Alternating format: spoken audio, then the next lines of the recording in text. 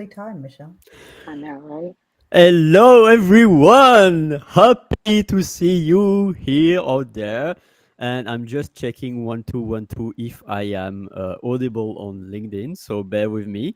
And then I'm going, before I present the next guest and before I am showing some things, I'm just aware that I am LinkedIn live. Yes.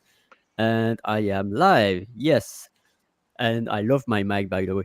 But no, before presenting the next guest, I would like to thank again, uh, not my sponsors, but the people that I'm really blessed. I'm really blessed to show. And the first one is hopefully yes, the Hounds of Business. So thank you, Mike, for an amazing community of the amazing hounds. So Mike is amazing, and then of course Susanna, the one behind Beyond Boundaries, Beyond Boxes, and also Rebuild with a Cause, the new anthology that was getting out. And then, of course, partnering with CJ, Dr. Constance Leland, an amazing queen. And is it this picture? Yes, Rebel with a Cause is now, aside the Kindle version of last week, there is also the paper version. So feel free. This is also to pay tribute to our sister Jess, who passed away more than 6 weeks ago. So, and then also the 50 inspirational connections, where we are all from, Michelle and Sharon. And also, I wonder if it's this one. Yes, it's another thing. And yeah, this is also to highlight bridging the educational gap between home and school from our sisters Christine Lynn Jones and Christine Lynn Norway. And last but not least, going also to share my new logo, thanks to Jenlin. It's to empower our sister Jenlin. They are amazing, and they created my logo, and I'm really blessed about that. And I think it's all because I'm running off pictures. So with that, I am also inviting you to join the stage at any point on time. There is the QR code out there, and there is the link all around on my feed, on my comments. And so, enough of me talking. No, I am presenting Sharon and Michelle. So first, Sharon, feel free to share. Hello, everybody. I am so happy to be here with Ollie and Michelle. Hello, Homer. Thank you for joining us. So it's another edition of Saturday Mental Health. And for me, every day is Mental Health Day because mental health needs to be getting as much attention, respect, and priority as our physical health does. And every one of us should be taking at least 5 minutes a day. It should be more, but at least 5 minutes a day where we're intentionally, sorry, I had to think of the word, intentionally taking mental health breaks.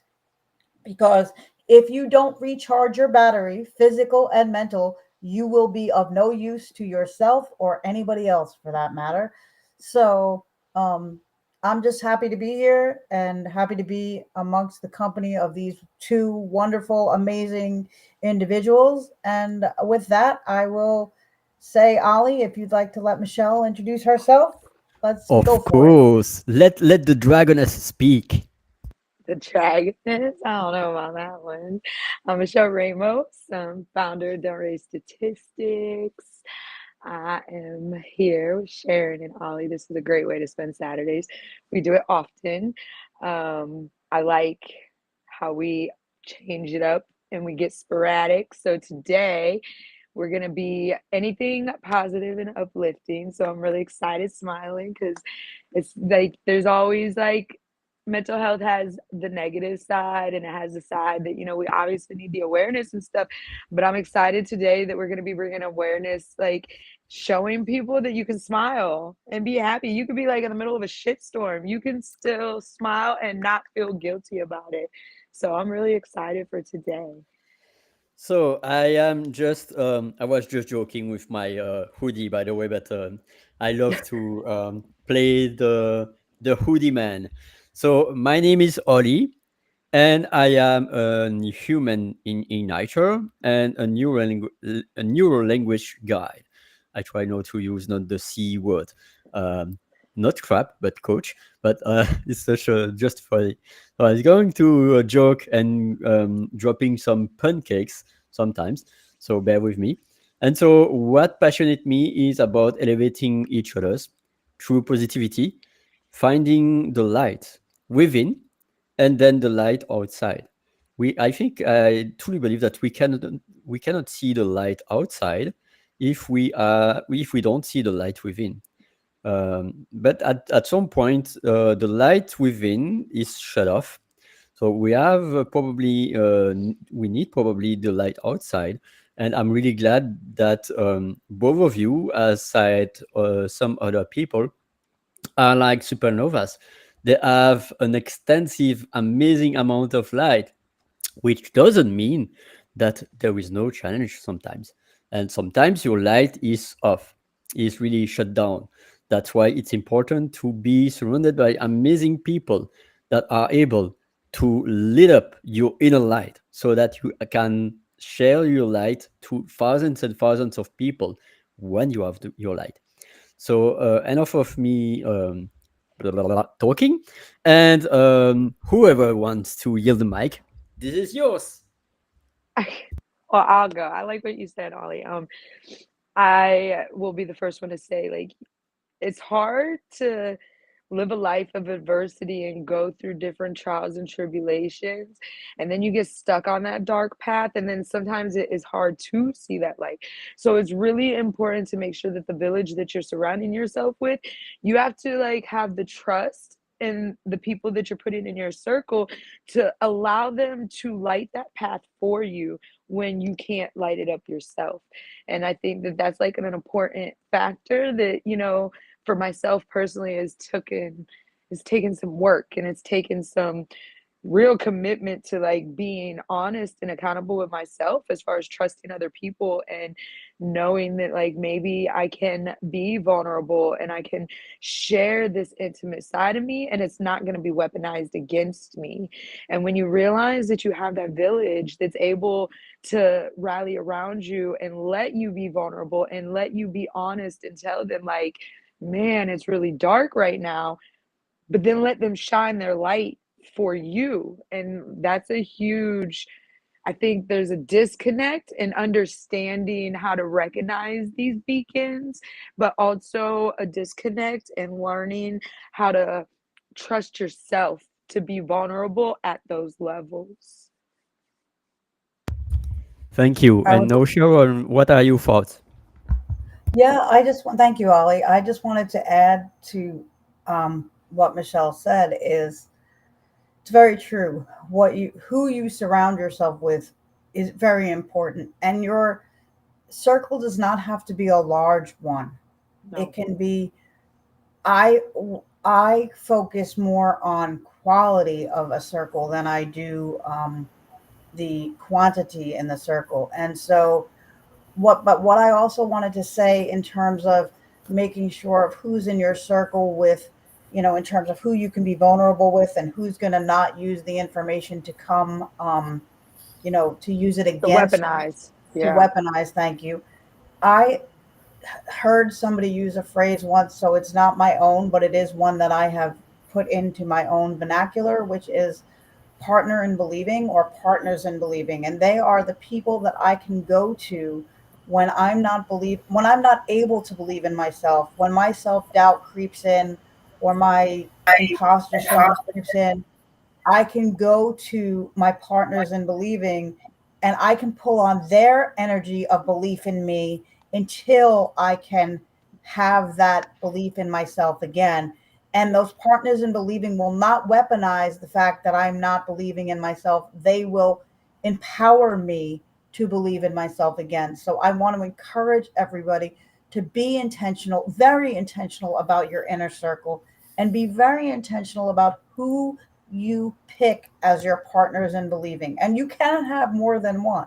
You don't Mhm. need to have more than one, but you can have more than one. And it's So important to remember you're not meant to be in everybody's circle. You don't have to be. And that's important. A lot of people think they got to spread themselves thin to go here and here and here and here.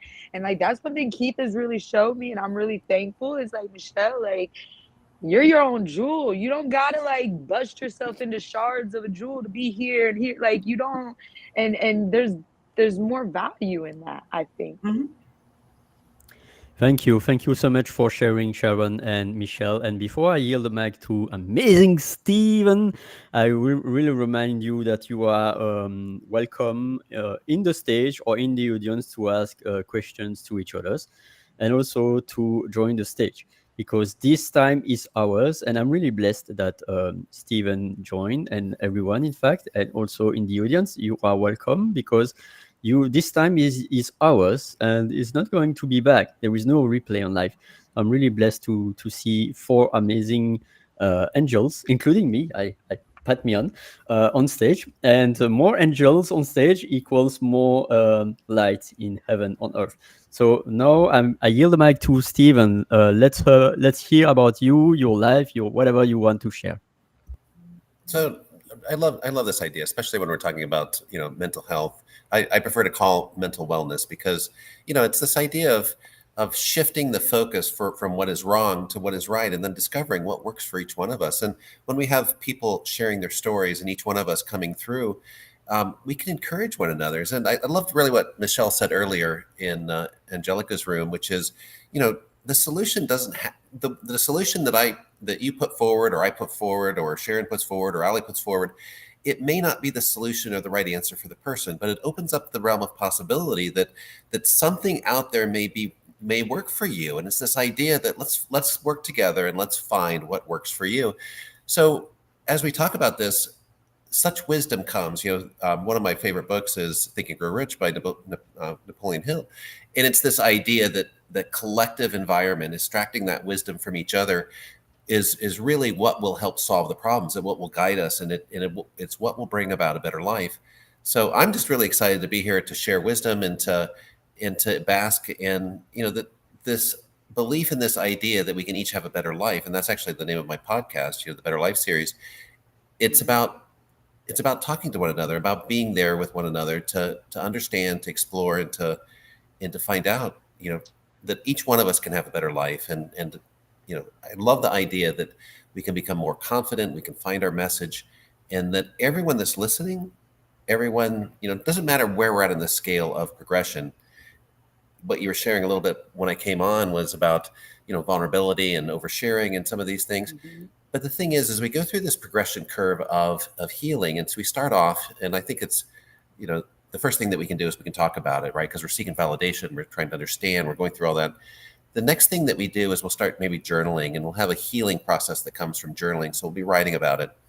And I think we get so good at that we can actually start talking to others and teaching them, right, by either coaching or doing something else to help them on their healing journey as well. And then I think we actually, go even the next step, and we might actually go into writing again and write a book about it, or do some chapter. And you were mentioning, the collaborative effort that you're all on in writing the book. And I think the final step is that you create a community, or you actually create a place where you can teach others to go through the same process that you went through. So you're now empowering others to empower others, and that is the ultimate place of growth. So thank you all for what you do, and thank you for the open invitation to come on and jump on the stage, Ali. With Thank joy. you.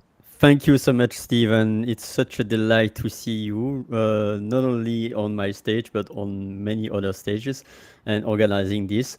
Your sessions are missing to me, but at the same time, my agenda is more and more difficult. But I'm really happy when I come to your sessions because it's really about interactions and empowering each others.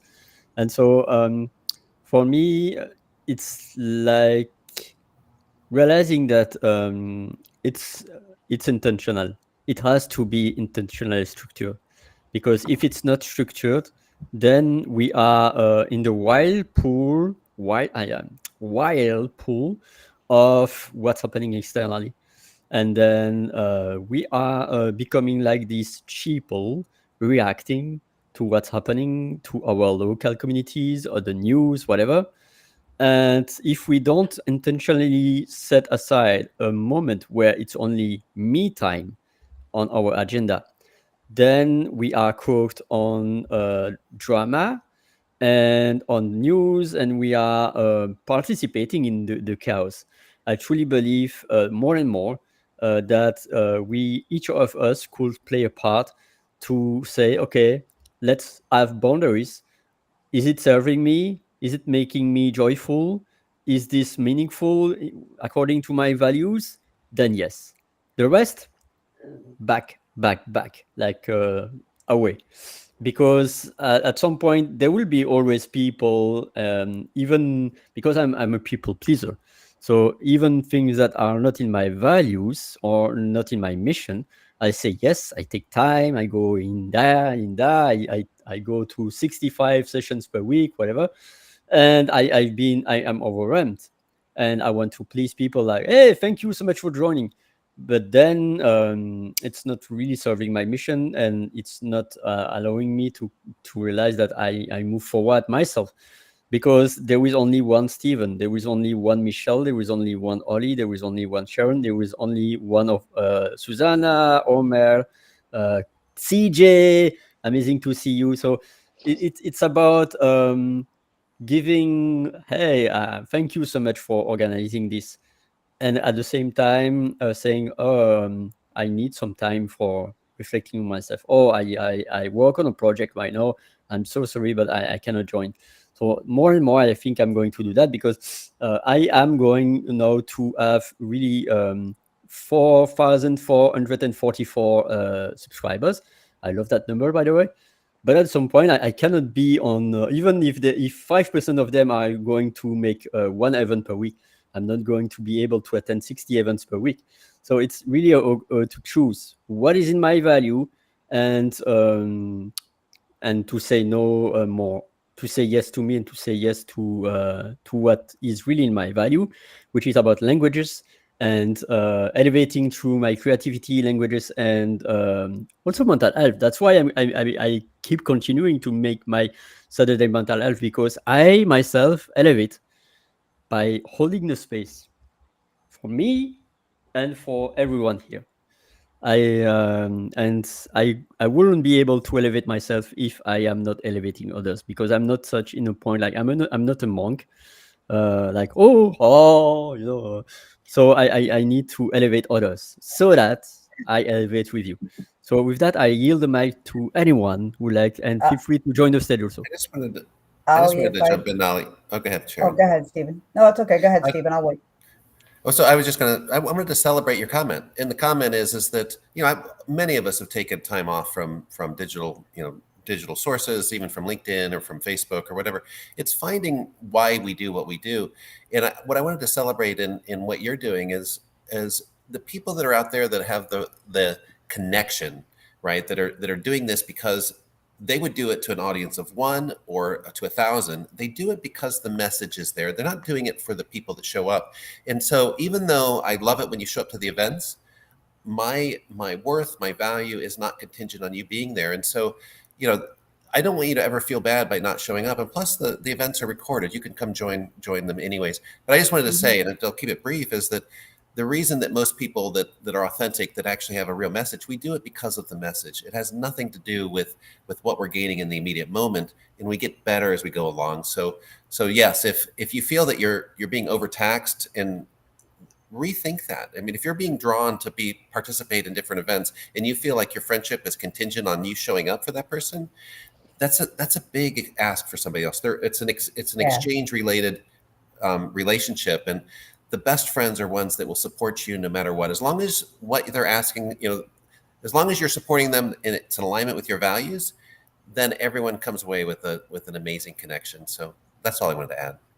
Sorry You for jumping in, Sharon. No, it's okay. No worries there. Um, so we can't be all things for all people. No. And we cannot, there are going to be people that we're inadvertently going to offend or hurt their feelings.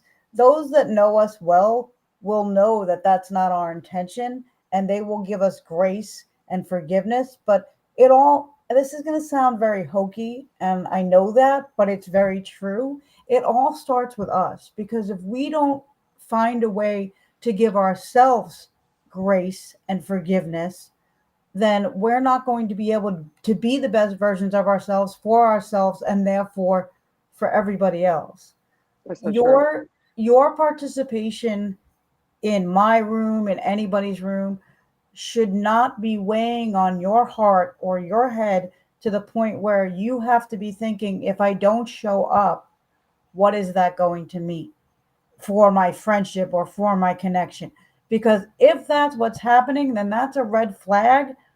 And it could be a red flag of two things. And I want to be very frank here. Most of you know that I am very direct in my approach, but it's a red flag that there's something going on internally that you need in yourself that you need to look at.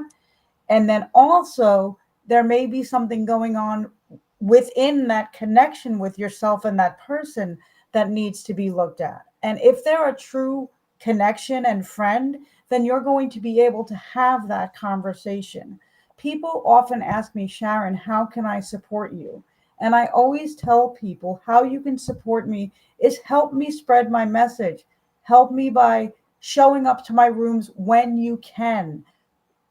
If what I'm posting is resonating with you, then share my posts, or share. If you can't come to my events, then share my events. Share what you know that I'm doing, or share what you know about me and my heart, so that you help me expand my reach. There's so many ways that we can be there for each other without having to feel like we need to physically be in every room, because it is not humanly possible.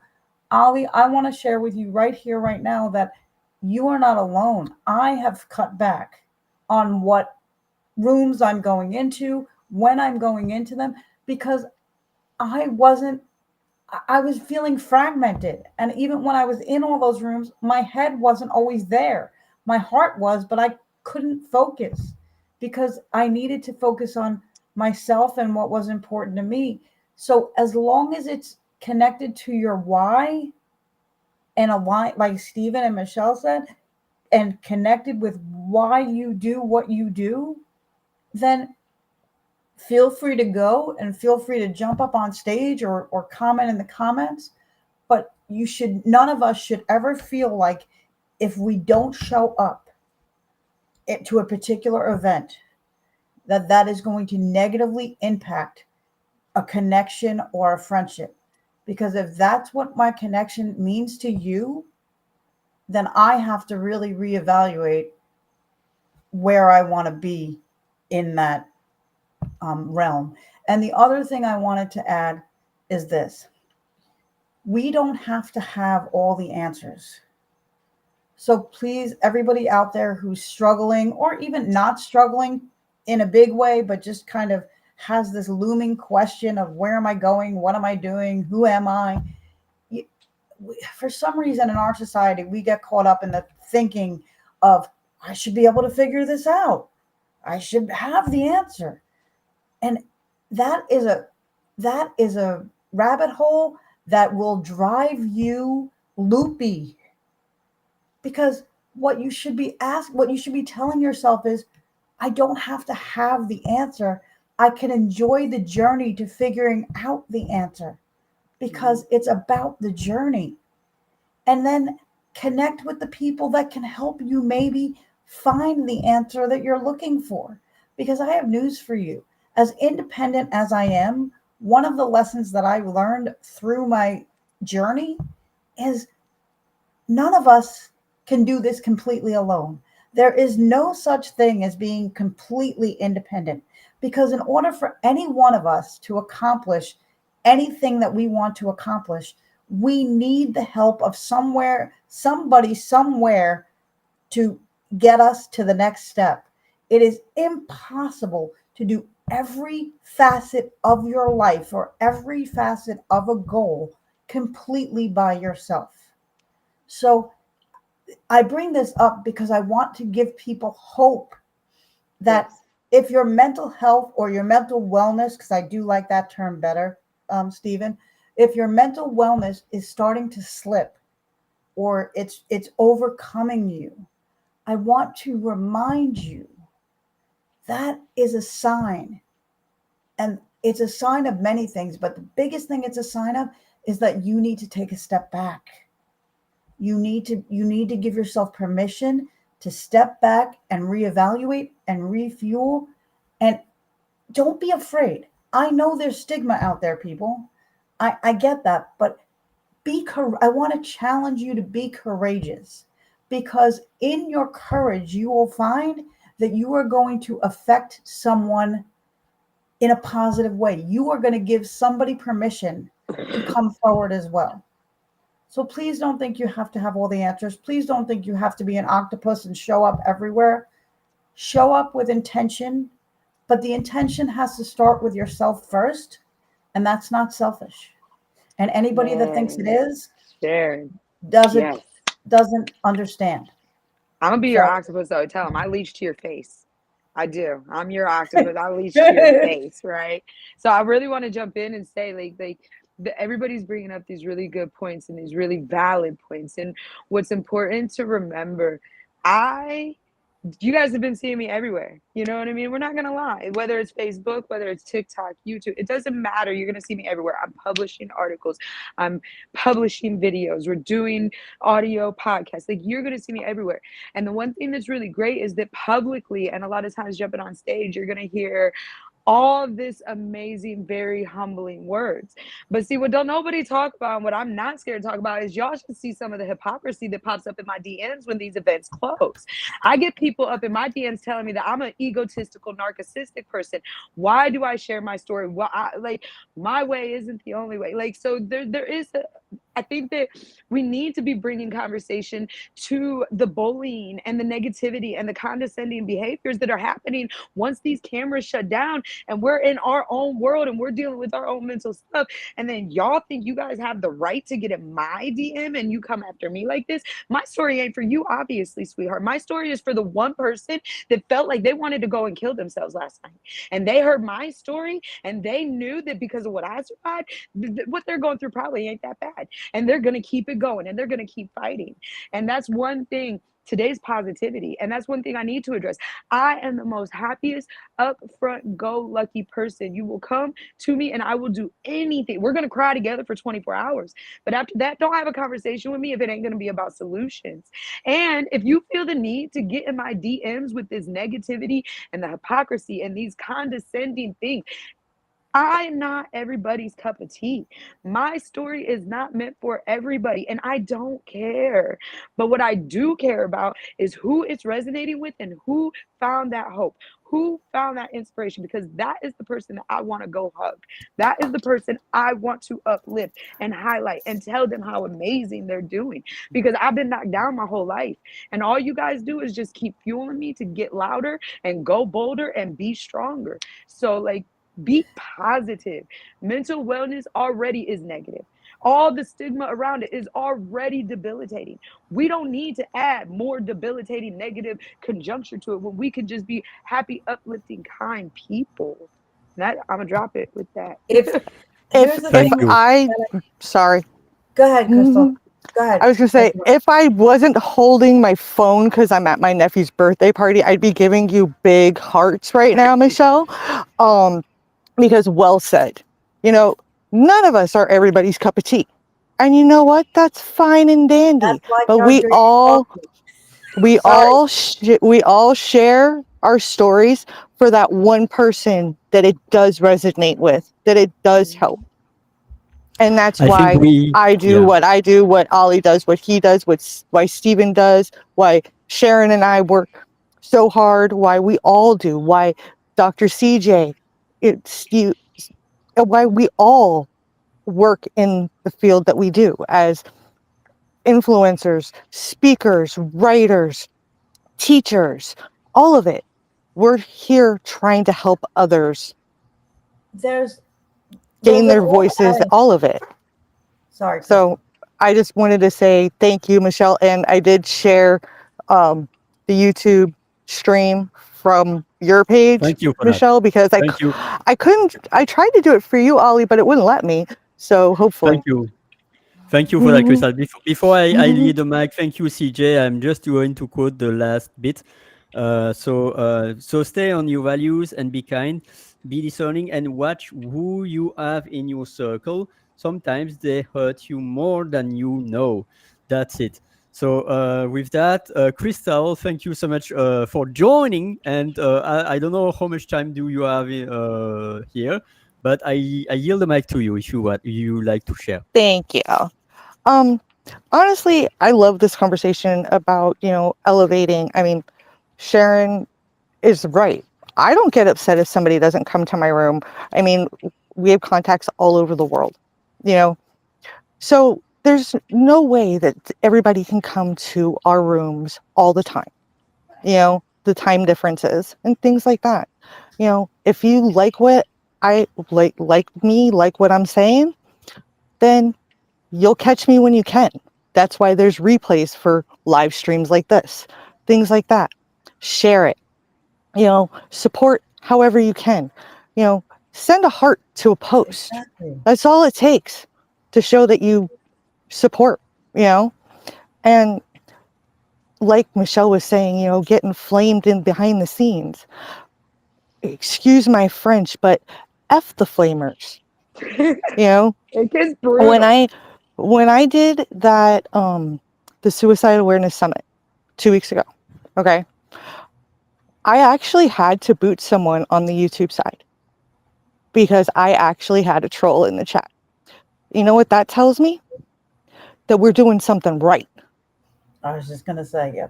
Because we are making waves. Oh, We're yeah. saying the things that matter. If you're getting trolls, that means that you're doing something good. Yes, Sharon, I love you, sis. I only got a couple of minutes. I only got about 30 more seconds anyway. So no. I want to hear what you say. I want to hear what you got to say, and then I got to go be with the boys. I just want to say to something you're saying right now. A coach that I worked with a while ago told me, because I'm a people pleaser, and or I was even more of a people pleaser then than I am now. He told me that if you're getting trolls, you're exactly right, Crystal. It means that you're willing to stand up and bring up the tough stuff. And the more you're doing something right, quote unquote, the more you're going to open yourself up to the negative feedback. So, one of the ways that he helped me, and this is what I wanted to share with everybody and you, Crystal, is when you're being attacked negatively, I'm not saying you should do it, in your DMs. If it's in my DMs, I'll just block you. I'll say one thing to you and then I'll block you. But if it continues, try to learn, try to have a conversation, not necessarily full on, but say, try to. I use it as one opportunity to try and educate and be like, hey, okay, you disagree with me. I'm open to agreeing to disagree. Why don't I've actually asked somebody who disagreed with me to come into an audio room with me and have an open quote unquote debate and bring other people on stage, and they wouldn't do it. And it's fine. But the more we are putting ourselves out there to stand up for what we believe, the more we're going to get some of that negative interaction. And some of it is really intense and not fair, and really wrong. And I have a saying too, that if all you can do is look at what I'm doing and criticize me and break up my furniture to make your own look good, then you really have to look inward and see what is it in you that I'm triggering, that's being triggered in you, and really try to work on that. And so that's what I wanted to add for you, Crystal, is that and Michelle and Ali, as we get better at what we do, more effective, I hate the word better, but more effective with what More we do. efficient. Yeah, and more Yes. effective, both. the more we're going to open ourselves up to Yeah. that negative interaction. Oh, Yeah. absolutely. And that's when I've learned to just take it with a grain of salt, say thank you for your opinion. I'm all for a healthy debate as long as it's respectful. You're a good one, thanking them for their opinion, because I sure the hell ain't thanking nobody for none of it. Oh my goodness. Oh, I will kill you. I will say thank you for sharing your opinion. Have a nice day. I'm gonna kill them with And that's kindness, it. but it ain't with a thank you. But Yeah, but usually the thank you's filled with a lot of sarcasm. nice.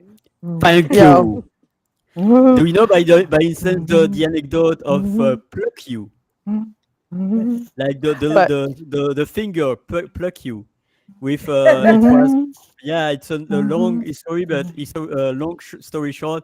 It's the response for the archers of UK in France, because they used to cut the finger to disallow them to use their arrow and to throw arrows. yep. So in response, they say to the French, "Pluck you." This kind of things. Oh I my have still god. my finger. I can still throw arrows to you. So that's where while the big F comes from. Or Yeah. my favorite, read between the lines. Yeah. Two is better than Oh one. man. I Sorry, think guys. Stephen wanted to say something. So good. But also, I'd like to say that using humor is a great way and a healthy way to manage your Yeah. mental wellness. Yeah. Because I can tell you from growing up, being boxed in to boxes by doctors, teachers, family, friends, bullied incessantly all throughout the latter middle school years and high school, hating getting up every day to go to school because I knew what I was going to face, but loving going to school every day because I love to learn. So it was a real dichotomy. But I survived through using my humor and being able to laugh at myself. Oh yeah. Because if you cannot laugh at yourself, then you're going to have a really hard time. And so, look, nobody likes to be the the brunt of a bully. Nobody likes to feel less than. But I think one of the things that I try to help my clients with is something that none of this is easy, but it's a lot simpler than we give it credit for, because human nature is to complicate things. You know, the brain is very complex and the brain can do a lot. And so we tend to make things overcomplicated. And so I like to challenge my clients and even myself when I'm getting overwhelmed and upset. How can I make this simpler? Let's dial this back and peel back the layers of the onion and see how I can make this more manageable and make it simpler and make it, baby steps or just small steps to a bigger goal.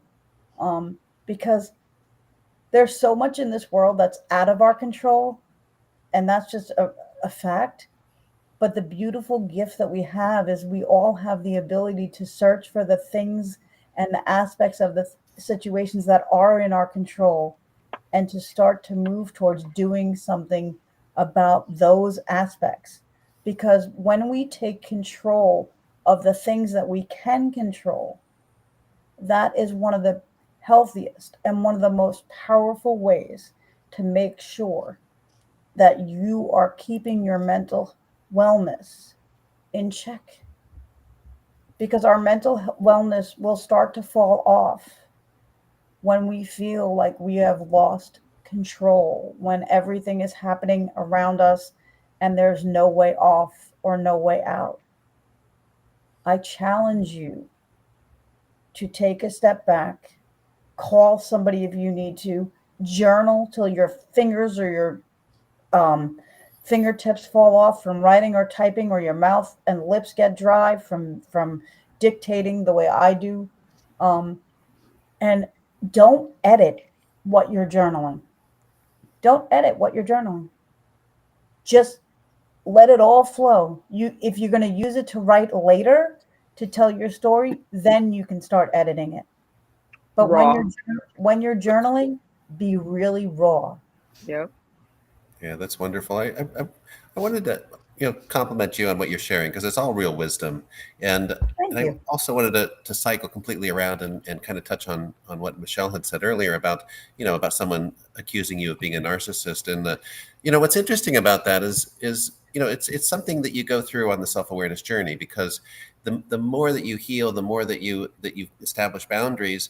Well, to somebody else, it may seem that you're being self-centered, but the thing is we have to live our own life, right? We have to co-navigate our experience with their experience.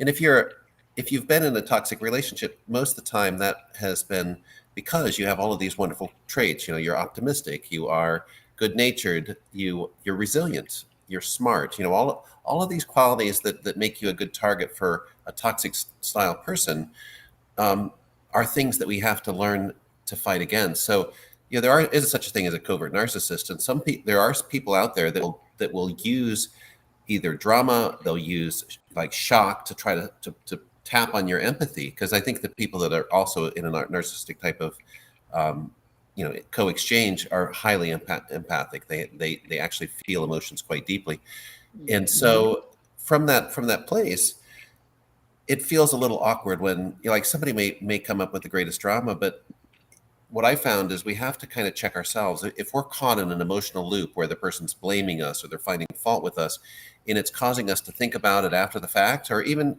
like that comment, you have to just shed it. You have to say, you know what, I'm not going to respond to that because your mental wellness, your health, is more important than that comment.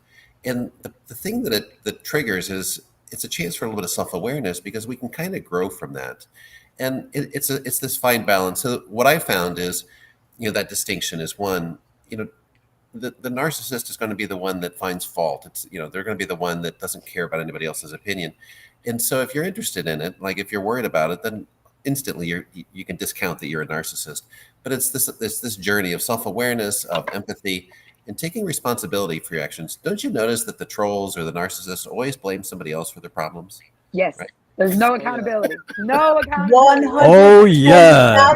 1,000%. that's seriously just why I wanted to bring it up is that a lot of people, and maybe they do know, maybe they don't know, but it's just like on my own personal journey, on my own end, like, I mean, you can ask like maybe Keith, I think maybe Dr. CJ. There's a few people like I've literally taken screenshots and shared them with, like what people like you just sat in my 90-minute very public event.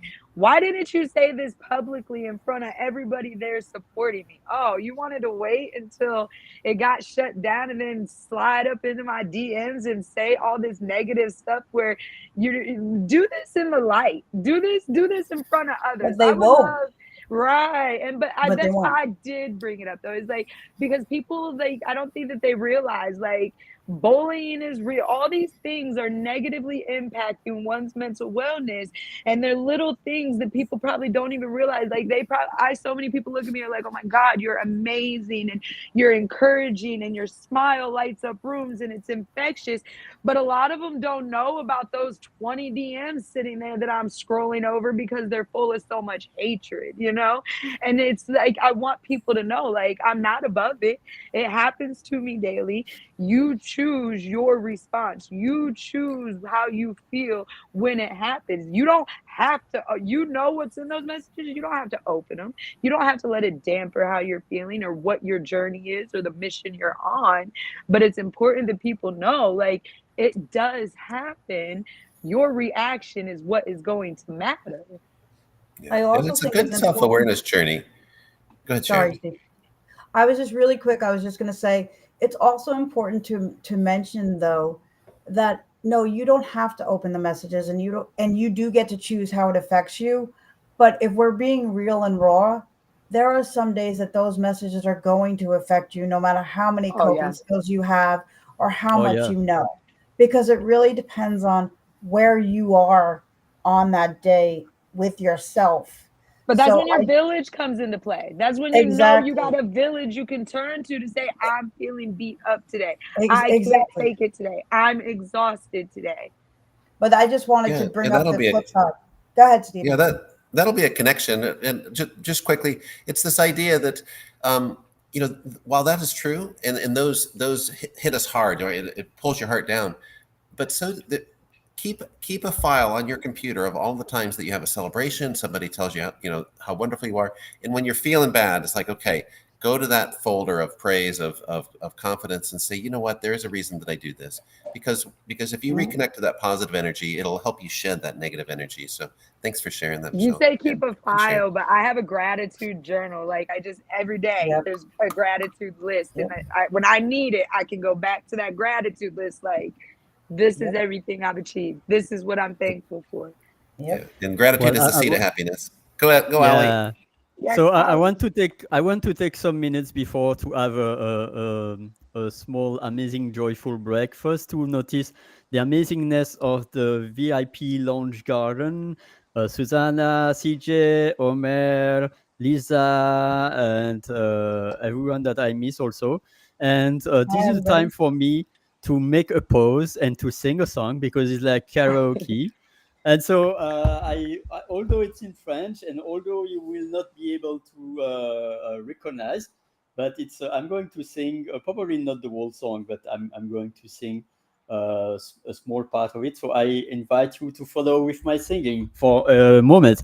It's my way to to have some break and to have to brrr, like the dog that is wet and that is trying to shift out the energy. So I'm going to sing.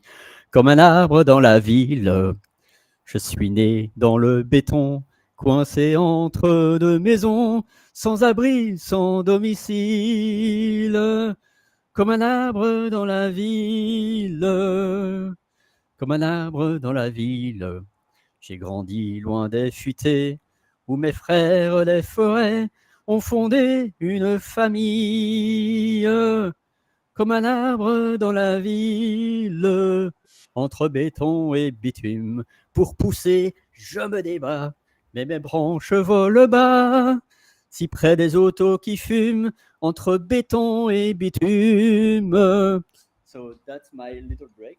And I yield the mic to anyone right now, and feel free, everyone in the audience, to go on stage, and everyone in the audience and everyone on stage to ask each other's question. I'm really happy to continue this conversation still 1 hour, not more. And you are free also to jump on out whenever you want. know I have a DM, and it's from Arcos saying that he doesn't think that his comments are being seen. So I'm not really sure where they're going or whatnot. But I did just send him the link to join on stage because I don't know Yeah, anything about the welcome. comments and stuff. So, Yeah. but yeah, I So don't what know. did It's you just like I want people to see that despite how mental wellness, like you talk about it when there's depression and there's suicide and PTSD, it's always discussed in the negative aspects of things, and it's very rare that you get the conversation surrounding what is great about it. And there's so many things that can be great about it as long as you have the right village and the right resources and tools available to you. Oh man, Michelle, you just brought up such a point that resonates with me because everything that I've ever put into a box about, whether it's, anxiety, depression, my CP, I mean, you name it, there are gifts there. My son has depression and anxiety and ADHD, and teachers and friends could never see the gifts. Well, I don't want to say never. I shouldn't say never. No, But I know what you mean. they struggled to see the Yeah. gifts, but he is, just to use my son as an example because I know he doesn't mind. He is one of the most compassionate, one of the most creative, out of the box thinkers. He could sing and dance and draw and paint all day long. And Mm-hmm. so what other people see as somebody's brokenness or something wrong with them or a deficit, can actually be their greatest gift that they're meant to bring into the world. It's what lens you're looking at it through. Yes. And so that is one of the hardest things about keeping your mental health in check, I believe, is when other people are looking at you through their lens, or what I call a cracked lens, you need to be able to look at yourself through the clear lens. And if there's something about yourself that you want to improve or change, then work with yourself and others to help yourself improve and change that. But if you like that aspect of yourself, then just because somebody else doesn't see it for what you do doesn't mean that you should feel like you have to change it. So what, it's the saying of somebody else's trash is someone's trash is somebody Somebody's else's treasure. treasure. And Yes. it's the same kind of concept. So I just wanted to piggyback on what you were saying, and I absolutely love your dog. He had to make his appearance. Piggyback and doggy back. He had to make his appearance. He's doing Yeah. really good today, though. You're a good boy. You're a good boy. Yes. I love this video, by the way. Just to share my sense, I was just watching before going on stage.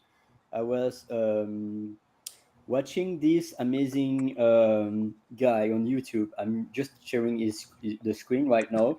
His name is Rocky Kanaka, and I was just watching this dog, which is a border collie. Is it a border collie, Michelle?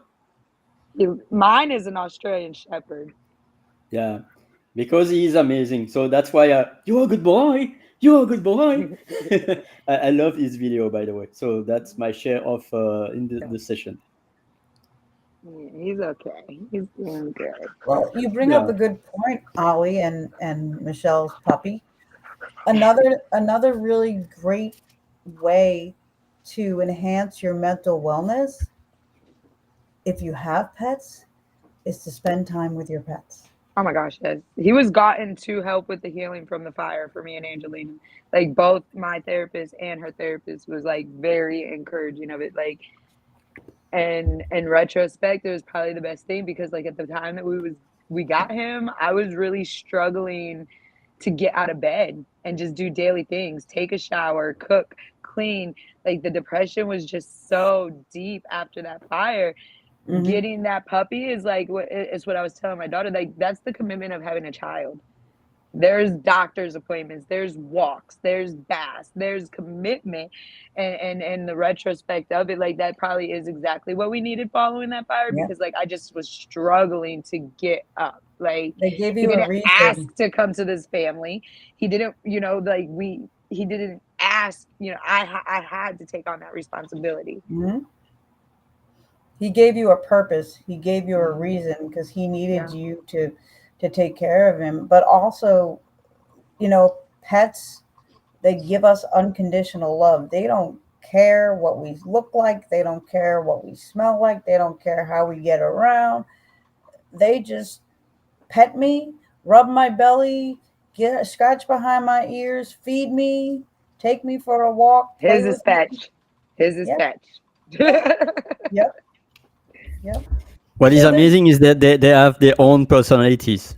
It's kind of a family, and there are people that doesn't understand that, but it's okay. It's in their own heads. But when you are losing a dog or a cat, you are losing like a sister or a brother. As a family You know? member, yeah. Yeah. Mhm. Yeah, like I couldn't imagine life without Cody now. Like in my mind, I couldn't even fathom that. There's a Mhm. probably inappropriate joke about unconditional love of pets, and it's take your partner and your dog, your pet, and put it, or your dog, and put them in the trunk, and at the end of the day, see who's glad to see you. Yeah, it's Yeah. gonna be the dog. True. But I Absolutely. think the point of my bringing it up is this. I know before we jumped on here, we were talking about how we wanted to talk about positivity and resilience, and it's simple things that can make a really big difference.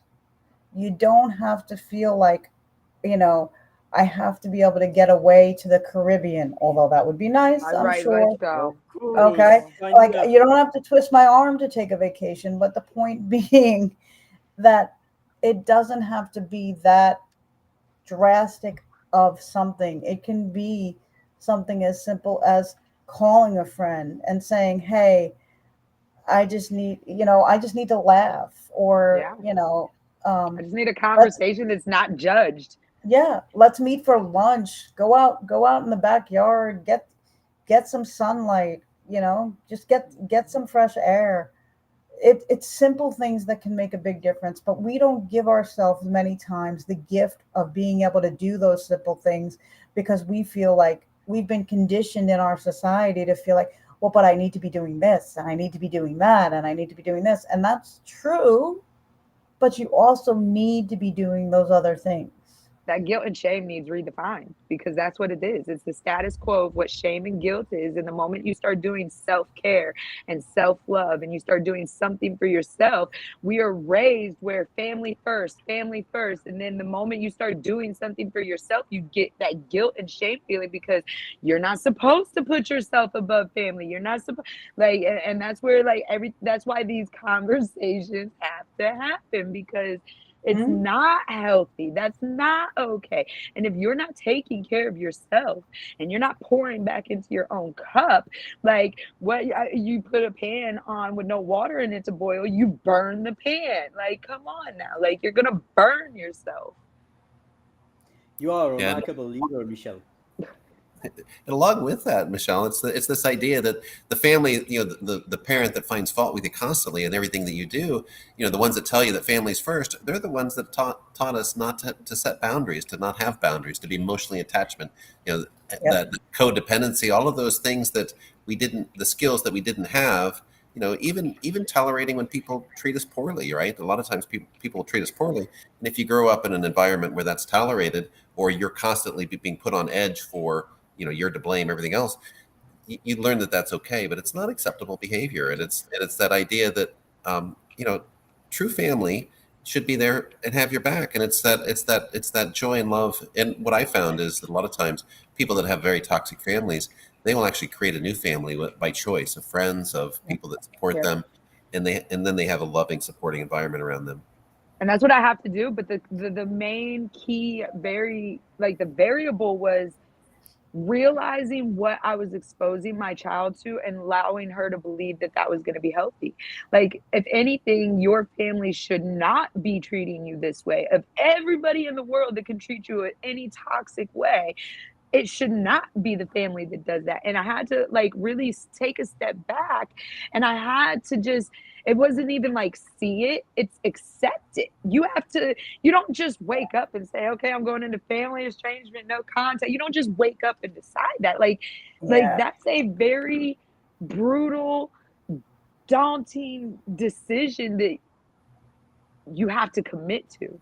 You don't just say it and then wake up and in a few days let them bend your boundaries and then you go right back to what it was. Like, when I've had to, like, stand firm in my boundary I built, even when I'm dying inside and I'm falling apart and I'm lonely, you have to think back to the ultimate reason that it took place. And my daughter will never grow up believing that it is acceptable to be treated that way just because they're family. It's like when I was raising her and she was in the toddler stage, I was the firm believer, like, don't tell my child she has to hug you. I Uh-huh. never forced her to give hugs. I never, because that's like, okay, what if that person ends up being the child molester that you forced your child to hug them and they thought that was appropriate behavior because I've never been that parent. Like, I don't force hugs. I don't force those types of intimate interactions. Right. And I think Right on that's point. I was thinking about the consent. We need to educate our children about consent, about critical Yes. thinking, emotional intelligence. And I was seeing that videos many years ago at school. There are some schools that are showing a panel, and then the child has to choose which sign. Is it a hug? Is it a fist? Is it a hello? So because and it's not because someone is always choosing hugs, that at some point, at some day, he needs just a fist. So consent is not a checkbox. Consent is a continuous asking. It's not because you say Yeah. yes 30 times that the 31st the I'm gonna next say time no on you the will say yes. 32nd time. Yeah, Yeah. that's it. Yeah. Mhm. Michelle, I could so relate to what you were saying because I never forced my son to hug people. No. I grew up in a household where you had to respect your elders because they're your elders. Yes. I didn't raise my son that way No. because if people don't respect, I don't let him be me. Like I never let him be me. He's 20 now, You but didn't raise him to be disrespectful. I know right. what I you didn't mean. raise him to be disrespectful. Exactly. I didn't raise him to be disrespectful and mean, but I didn't raise him to just blanketly be like, okay, you're older than me, so I'm going to hug you. I'm going to kiss your brass ring.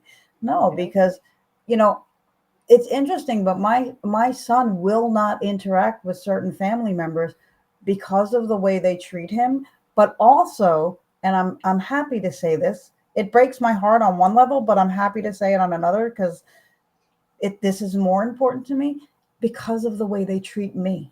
My 12-year-old daughter has cut her own paternal biological family out because of how they treat me. Well, that's what I'm She's saying old because enough to make that decision. I'm yeah, not going to bash her for it. But yeah, she sees how you treat me and she knows I'm her mother and she knows that I'm the one showing up 24/7, 365, no days off. yeah. She also sees that you guys show up when it's convenient for you. Like that's not okay. I mean, this might be so wrong to say, not wrong to say, but you know, the other thing I realized about mental health, to bring it back to, to the topic, is we can learn a lot from the younger generation, and the younger generation can learn a lot from us. I'm a firm believer in intergenerational learning, and that each has value to the other. And I was tolerating certain behaviors because I was trying to model for my son appropriate ways to deal with negative Mhm. interactions. And I'm still grateful that I did that. But there were times that he would come to me and say, Mom, stop, because it's not it's not okay. And I would No. know that it wasn't okay, but I was letting it happen because I was trying You thought to. it was best for him. Right. So And if God, I was going to say, if it's okay, I wanted to share something because this is right on connected with a conversation that I had earlier, and it was about, someone reached out to me and was asking my advice or my input on something that had happened. It was a triggering event, and through the conversation, it actually crafted some really good talking points, and we worked it together to create like a little blog post. But it's about creating. It's the idea is that navigating triggering emotions and creating space for reflection and connection with children, and it's this idea that when you have a young child, it's you don't want to burden them with the adult concepts, and a lot of times the adult concepts, the fears that we have, aren't even appropriate. So it's okay. I'd just like to read it quickly to you. And the idea is that life has a way of presenting situations where emotions are tested, where someone's words or actions, they trigger us, making us feel small or overwhelmed or uncomfortable. And whether it's an offhand comment, or a DM, or a request that crosses a boundary, or even subtle manipulation, those moments are often a mirror that reflect back to us where our own boundaries lie and how we respond to them when they're tested. So, but what happens when we need to navigate these emotions are not just for ourselves, but also for our children in our lives, right? How can we help them understand their feelings and give them the tools to handle similar situations, all while maintaining their sense of safety and trust in themselves? So this is the idea of exploring that delicate balance between managing our own triggering emotions and teaching children to navigate their own. So the idea came forward. It's just sharing a story, and it comes a few months ago. I found myself in a conversation that left me feeling a bit off. And this is coming from a woman. I had asked for their opinion on something small, but the response caught me off guard. Instead of answering directly, they asked if they could get what they could get in return. At first, I thought they were joking, but the conversation escalated into them asking for something I wasn't comfortable giving, photos no less. When I said no, they responded with sarcasm, implying that my refusal was based on fear. I took a deep breath and felt a familiar tightening in my chest and the emotions rising. in the past, I might have reflected defensively or tried to justify my feelings, but this time I paused. I realized that it wasn't about the surface level conversation anymore.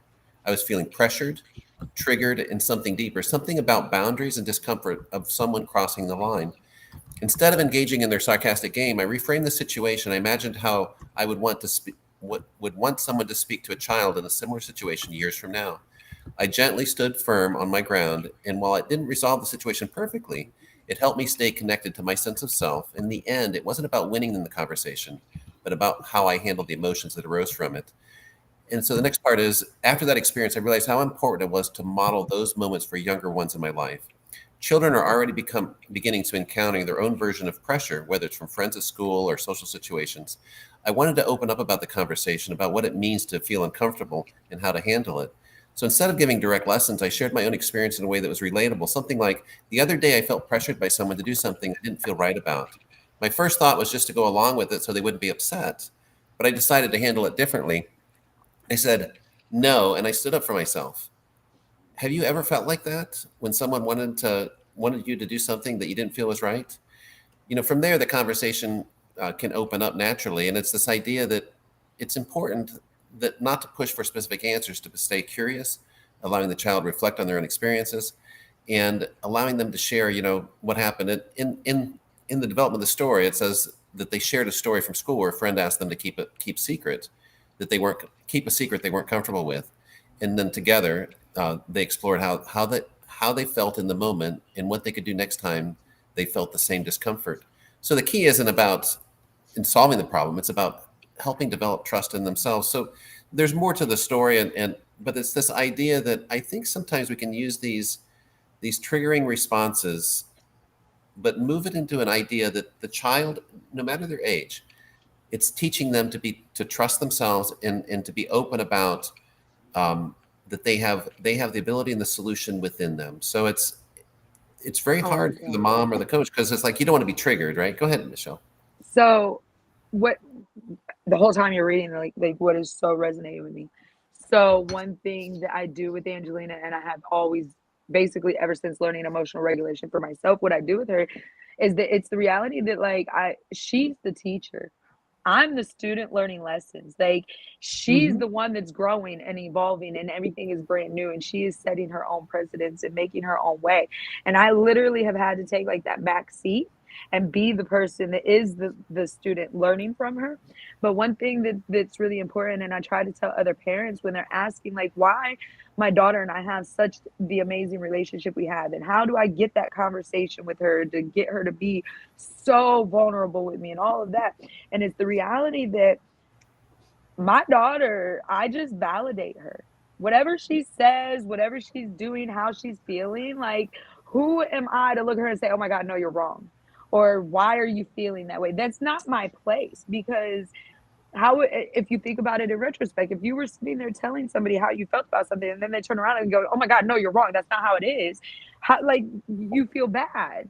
So for me, it's a reminder like that my child, like, she is 100% valid what she's feeling. I don't have to agree with it. I don't have to be okay with it. I don't have to understand it. But what is important, even if I know what she's talking about, she's gonna fail. I can be like, nope, you're gonna take these steps, XYZ is going to happen, and that is going to be painful. That's going to hurt. I don't tell it, like, go make your mistakes. My role as your mother is to understand how you feel, to talk you through it. And if you do fail, when you fail, if it happens, I'm there to pick you up. And I'm there to show you that you get up and do it again. Let's try another avenue. How can we go about it in a different manner? But like, it's very important to remember, like, I was raised in you don't cry over spilt milk. It don't get Mhm. discussed outside of these walls. That's not how it is. That yes, you talk about it. Yes, you be honest and authentic about it. And the right ones are gonna love you. And if they don't, man, kick them to the side, because your feelings matter. My feelings matter. Your feelings matter. We don't have to agree. And that's okay. You know what I think is really important too? I've always taught myself, or I've tried to always teach my son to never apologize for his feelings. He can apologize for how his actions in Yes. response to his feelings might have made somebody feel, but he's never to apologize for his Mhm. feelings. And I've also made him responsible for his own choices. I am there to help pick him up. I'm there to put a band-aid on his skinned knee. I'm there to make sure that he doesn't smash his head open on a concrete floor or concrete. I will break his fall, but I will not stop him from falling Right, because exactly. that's how he is going to gain a strong foundation of self and a strong healthy mental well-being, because the Mhm. world's not perfect, so he's going to have to figure out.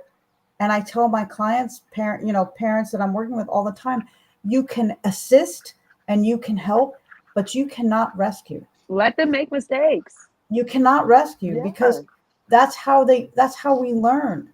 And you can mitigate some of it, like I said, by not letting them break their face on concrete, you know I but tell Angelina, I don't want to hear I'm sorry. I want to see change behavior. I'm mm, sorry's mean nothing. mm, yeah. And it's not bad. Like, it's not bad to say, it's not bad to make mistakes, it's not bad to, but I know that my son, in my own, we had family that would tell him, no, you're wrong for feeling like you were saying, Michelle, you're wrong for feeling how you feel, and this and that. And Mhm. look, I I was told that growing up. You're wrong for feeling how you feel. And I always made myself a promise that I would do certain, there were things my parents did that I wanted to emulate and do the exact same way, but there were other things that I wanted to do differently. And I've worked really hard to pay attention and be intentional to do those things differently. And I have also owned up to my clients, owned up to my son, owned up to family members.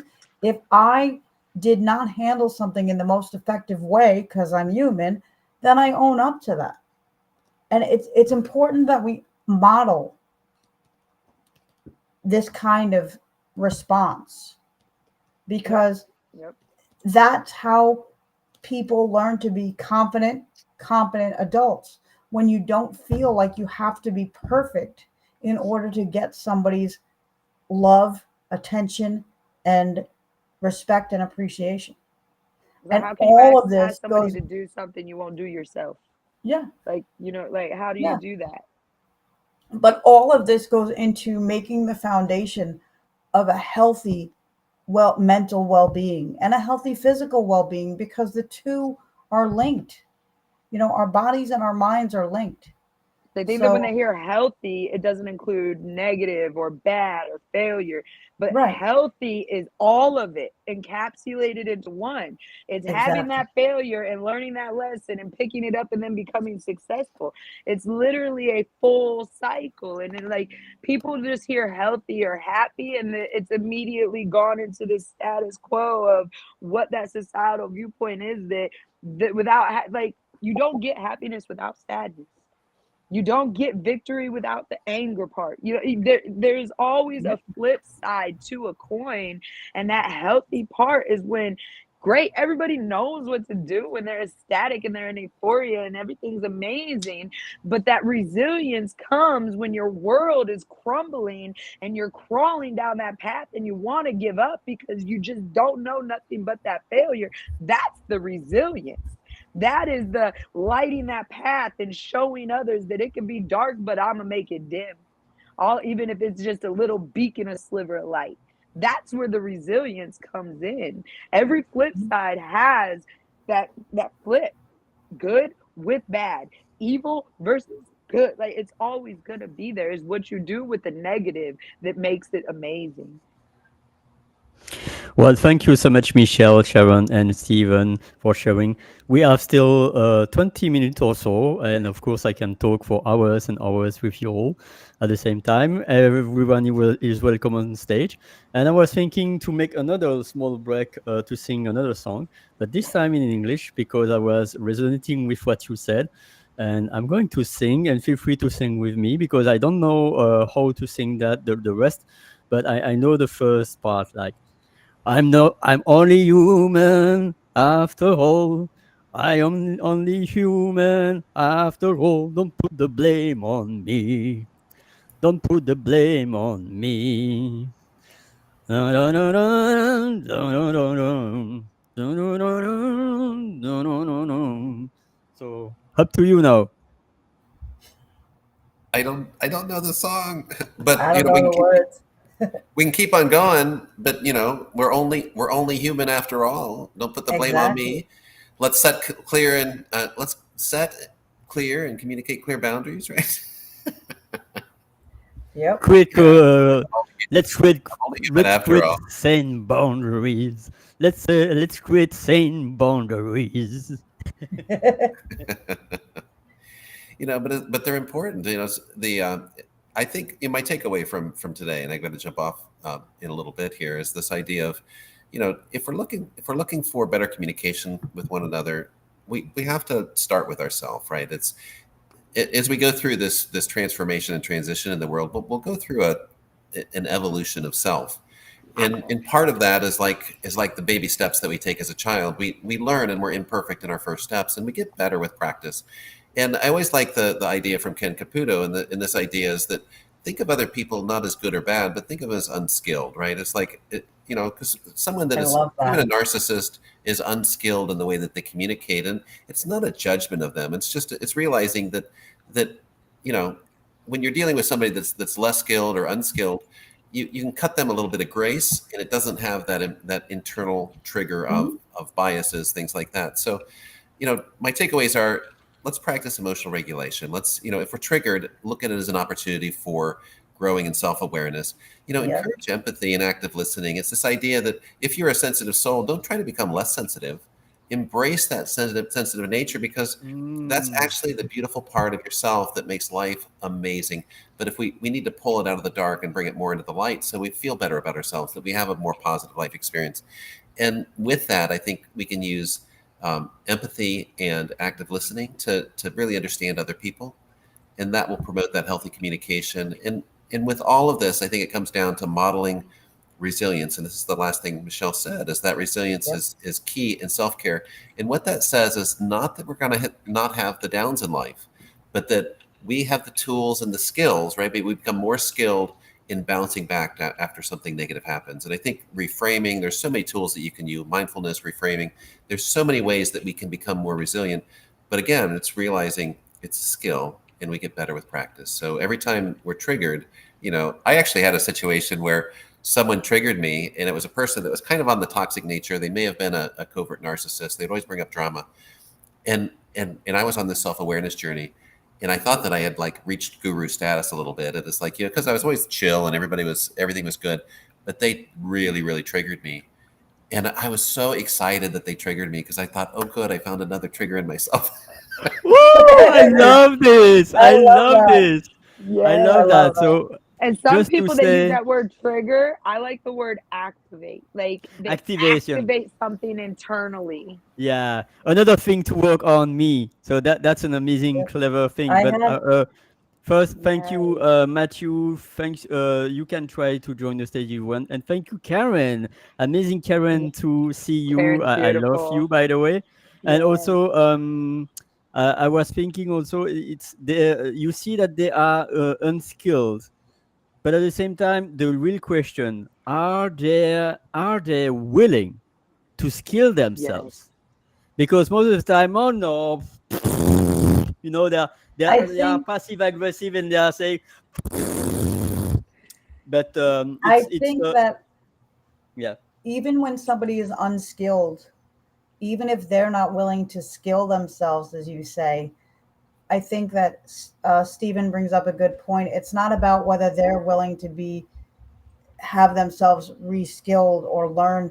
It's about, if I was under, I mean, I believe this, and I think this is what Stephen was saying. If I heard you wrong, let me know, please. But it's about us being able to say, they're not as skilled as me, or they're not as skilled as they could be. So it's not about whether they will let themselves become skilled. It's about you being able to give them grace, and you being able to walk away as unscathed as you possibly can, because you're not allowing their inability to communicate more effectively or to see things from another perspective, leave an indelible mark on your heart and your internal self. And I think that's what it's about, because we can't control whether somebody else is going to want to be more skilled or not. It would be such a great world if we could, but the odds of that happening are not.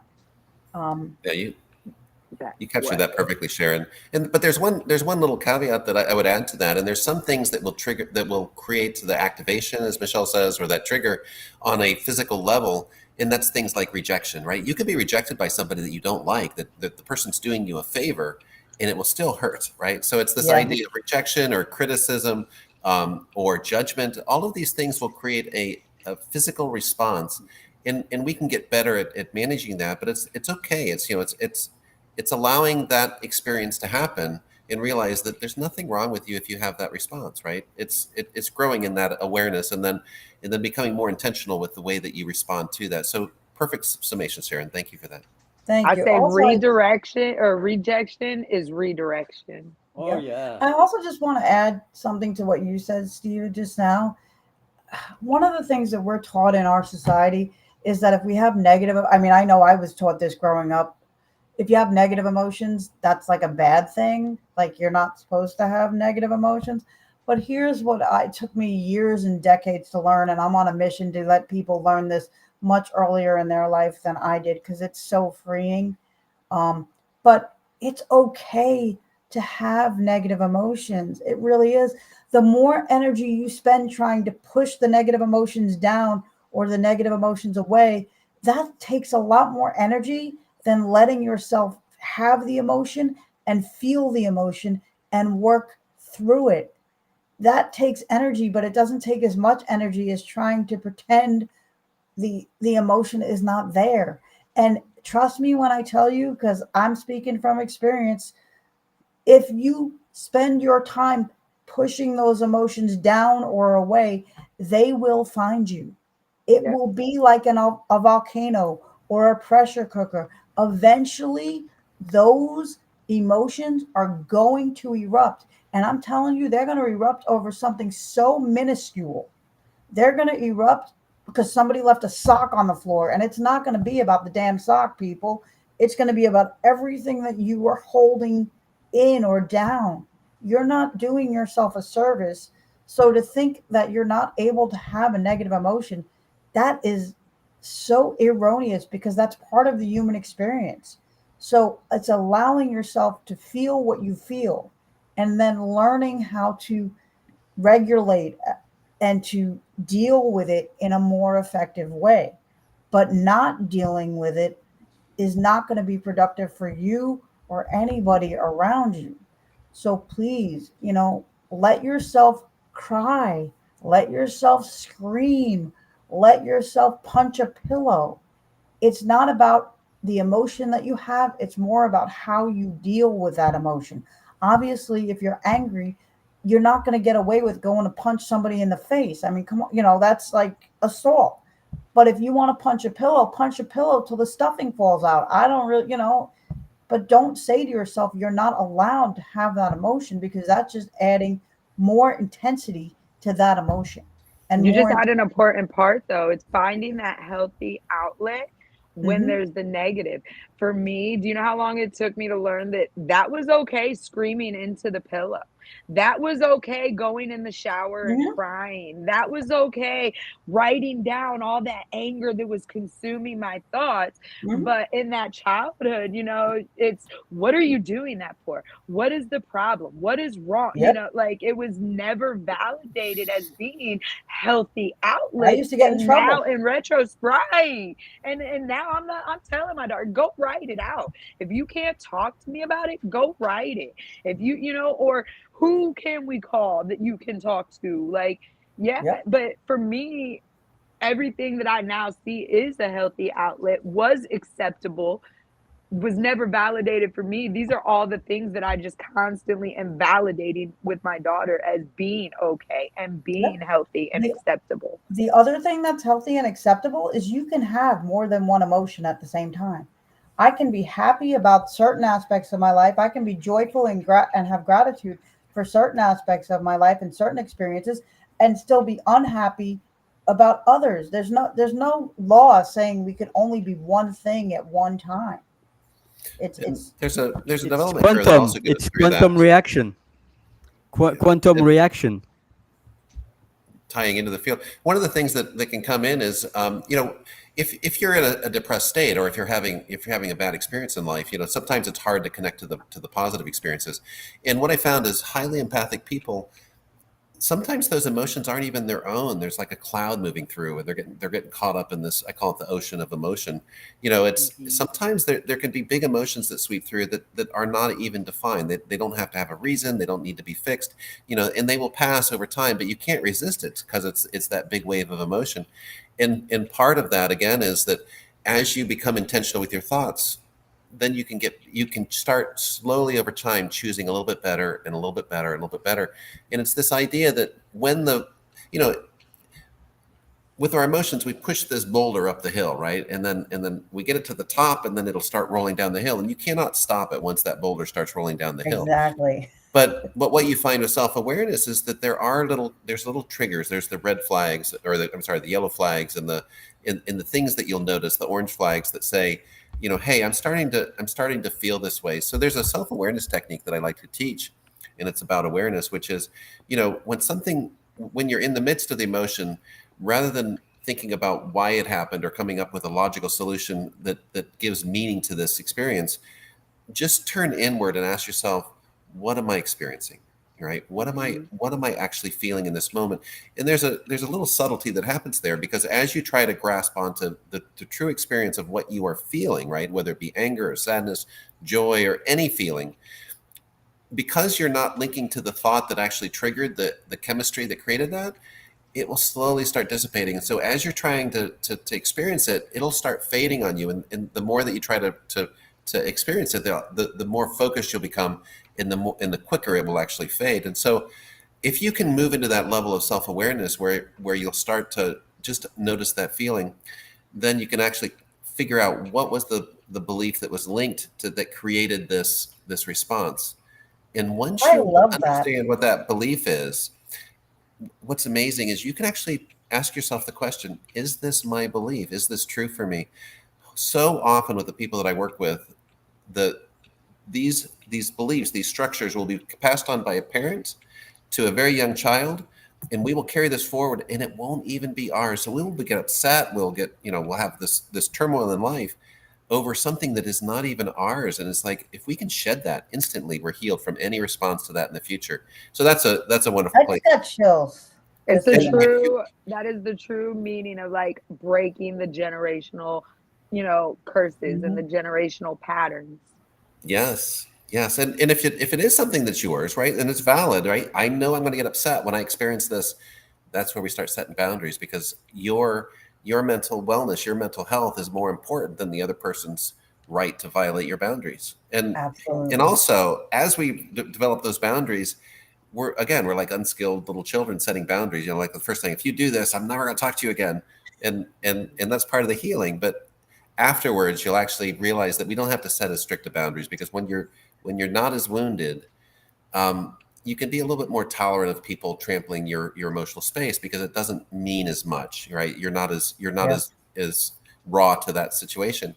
And if that happens, then you'll just decide, okay, is this healthy for me? Is this something that I want in my life?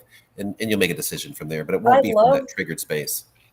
I love what you said though I love everything you've said today actually, but I love what you said just now about like I don't know if I'm going to quote you right, but I love what you said about um you know disengaging from the logical part of trying to figure out why we're feeling a certain way, and just allowing ourselves to ask the question of what am I really feeling, and just getting at it from a feeling place as opposed to because part of human nature is, I was just having this conversation with somebody yesterday, part of human nature is we always look for the why. Even if we're not aware that we're looking for the why, we're always looking for the why, because we feel like if we have the why, we're going to be able to fix it. But the truth is, if we ask ourselves the question that you were just saying is, what am I feeling?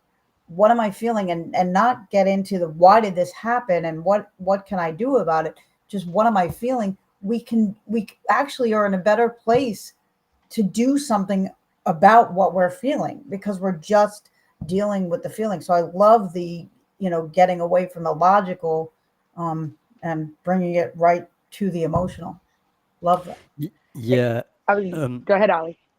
But first, thank you, Leslie Flowers, and thank you everyone in the audience. We are on the almost the end of the session, but it's always glad to add 20 more minutes or more.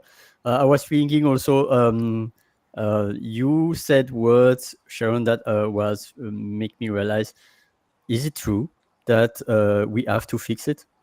I truly believe that we are the light, and in the room we have shadows and dark parts, and these are not there to be fixed or placed under the carpet or whatever. These are there as in the cockpit, red signals, or see me, love me, acknowledge me, in order to be dissolved with love. Because if we go with the mindset, oh, I have this, I need to fix that, it will appear again and again, because it probably doesn't want to be fixed.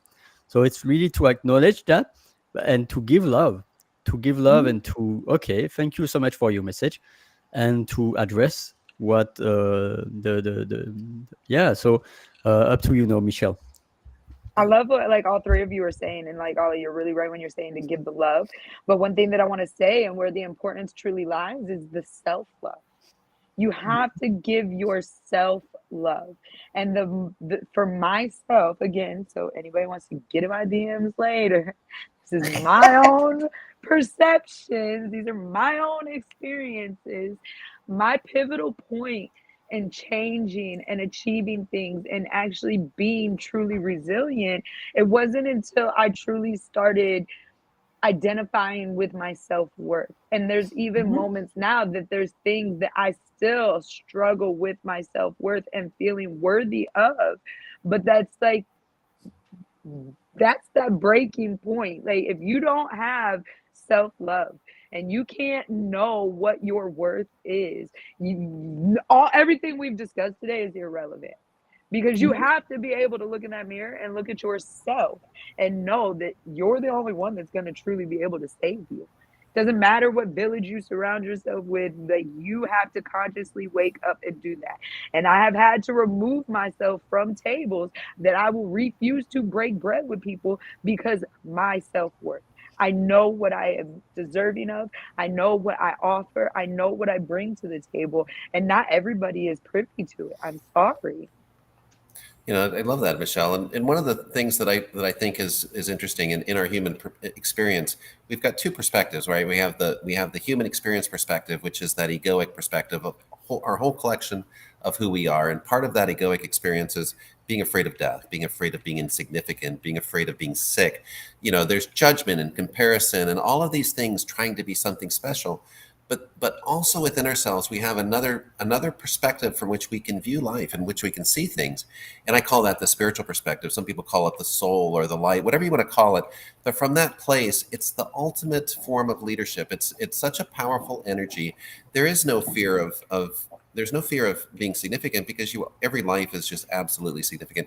There's no isolation and aloneness, because we're all connected.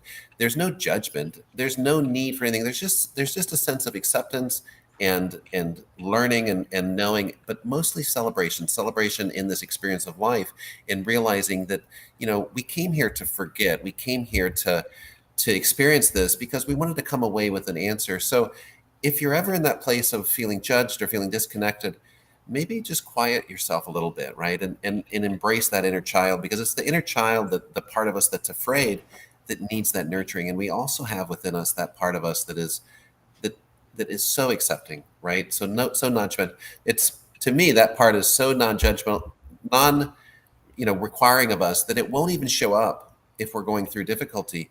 But we can ask that to be the center stage. We can ask that to be the core energy that's within us. And if we do that, then we'll be at peace. We'll be in a place of absolute significance. We don't need to do anything or be anything. We can just discover our path as we go along, and we can find that significance in others. So, to me, that's the ultimate space of being, because both are valid and there's nothing wrong with being in either perspective. But the thing that's beautiful is when you're feeling low, when you're feeling disconnected, when you're feeling judged, we can instantly go to this other perspective where we have everything that we're seeking. Yes. Yep. I love it. It's so true. Yep. You're muted, Ollie. Mic drop moment. Sorry. I know, right? Yeah. I would like to share vulnerable things because when it comes to self-love, it's not a checkbox, and I still have to make it. I'm not a green hand, but at the same time, I truly believe that there is a quote: "If you want to know how someone is giving self-love, look at their plants." And look at that. This is my plants, and right now it's really looking really bad, you know. So this is my plant right now. Actually, it was really beautiful probably 1 or 2 years ago, and right now it's like that. So that's for me a sign that I need to place more self-love, because if I'm not able to care about plants, then probably I'm not able to care about myself. So I would like to give some vulnerability out there, because I'm not done about self-love. So that's my share. Listen, I was not always a good person of growing plants myself, although there's some wildflowers I planted growing out front, and I'm beyond amazed at how amazing they're growing. But I do like they say like you talk to plants and they grow, and that the more positivity you surround plants with, the more, better they grow. Maybe like you can use that, Ollie, to like bring that plant back and just start pouring the love into the plant that you're pouring into yourself as well. Thank you. Ali, can I just, Steve, I know you said that you may have to go in a minute. And I just wanted to say that I really appreciate your shares today and in other audio rooms that we've been in. I did send you a connection request, but it still says pending from like a long time ago. So I can't send you a Steven is message. like me. You have to tell him it's in there because it's a folder that you scroll Yeah, and but you I haven't gotta seen. tell him to find That's it. why I'm taking advantage of it now. Sorry, Yeah. people in the audience, because I Well haven't done. seen him to be able to tell him. So anyway, I just wanted All to right, tell you this is that. a skill sharing moment. How do I find it? uh, wow. Go into your network, and it should say invitations or something like, right, guys? Am I correct? I see all 900, and it's so well. Okay, it says, it says see all 907. So Does if that mean you I've got? just Do I have go to the 907 search bar. invitations? Yes, that's why I don't Oh scroll in there. wow. If you just go to the search bar and you type in Sharon and you go to her profile, it'll Yeah, say accept, and then you don't yeah, gotta scroll through the folder.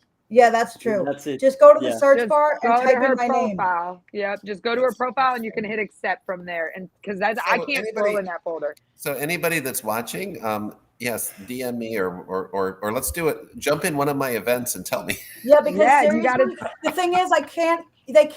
They can't DM you if they're because Yeah, you don't get a message if you're not connected, Steven. So if they're yeah. Exactly. not connected with you, they can't message you. That's why you gotta get That's on why I and had to tell jump in him. and Well, do it. I apologize to all 907 of you that have messaged me that I just found. Sorry. Mwah.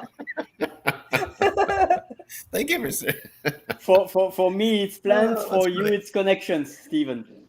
Well, I just wanted to tell you because I've been so I've been like whenever I've She's heard been patiently in waiting. you things you say have resonated with me since the moment I met you in the first audio room we were in together. I don't even know how long ago that was. And I haven't been able to get in touch with you because I haven't been able to send you messages. And then in the last No. 3 days, I've seen you like 3 times. And I'm like, as soon as I can And say as something in English, I'm going to.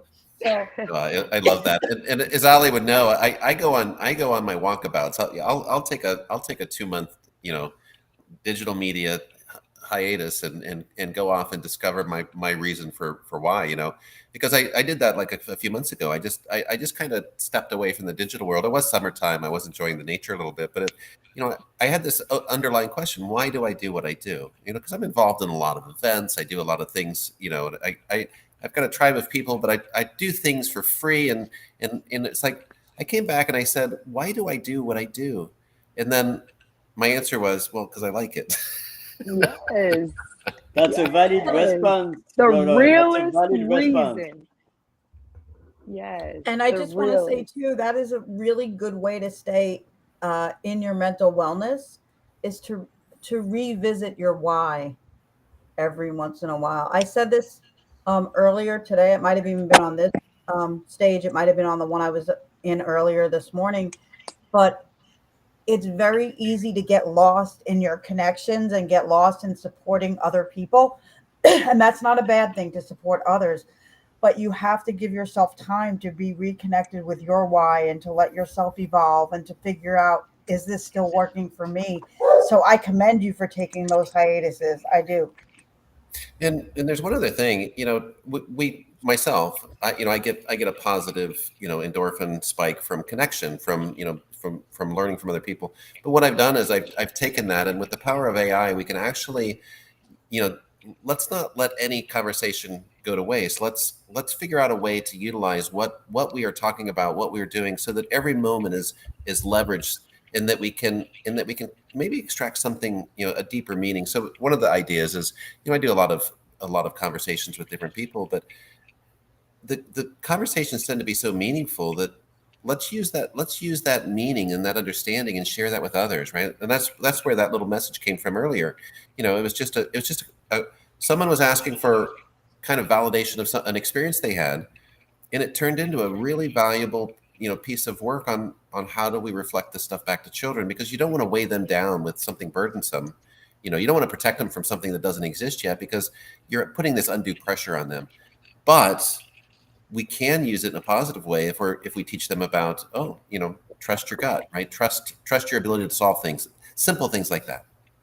Yes, so true. Also, with children, when they're asking questions, we have to be mindful to put things in a way that's age appropriate and follow their cue for how deep we go, because they will give you cues. So when they've had enough, let it be enough until they open the door for that conversation again, or until you have an experience that makes you have to open that conversation door again. Because we don't want to overwhelm. We do want to teach and we do want to empower, but we don't want to overwhelm, and we don't want to increase fear where fear doesn't have to be, because life for children, especially in today's world, is full of fear and uncertainty and anxiety producing. So we have to do what we can to try and mitigate that for them, or help them mitigate it. It's funny. All my coaching parents, friends, the kids always say, "Okay, mom. Okay, dad. Not another life lesson."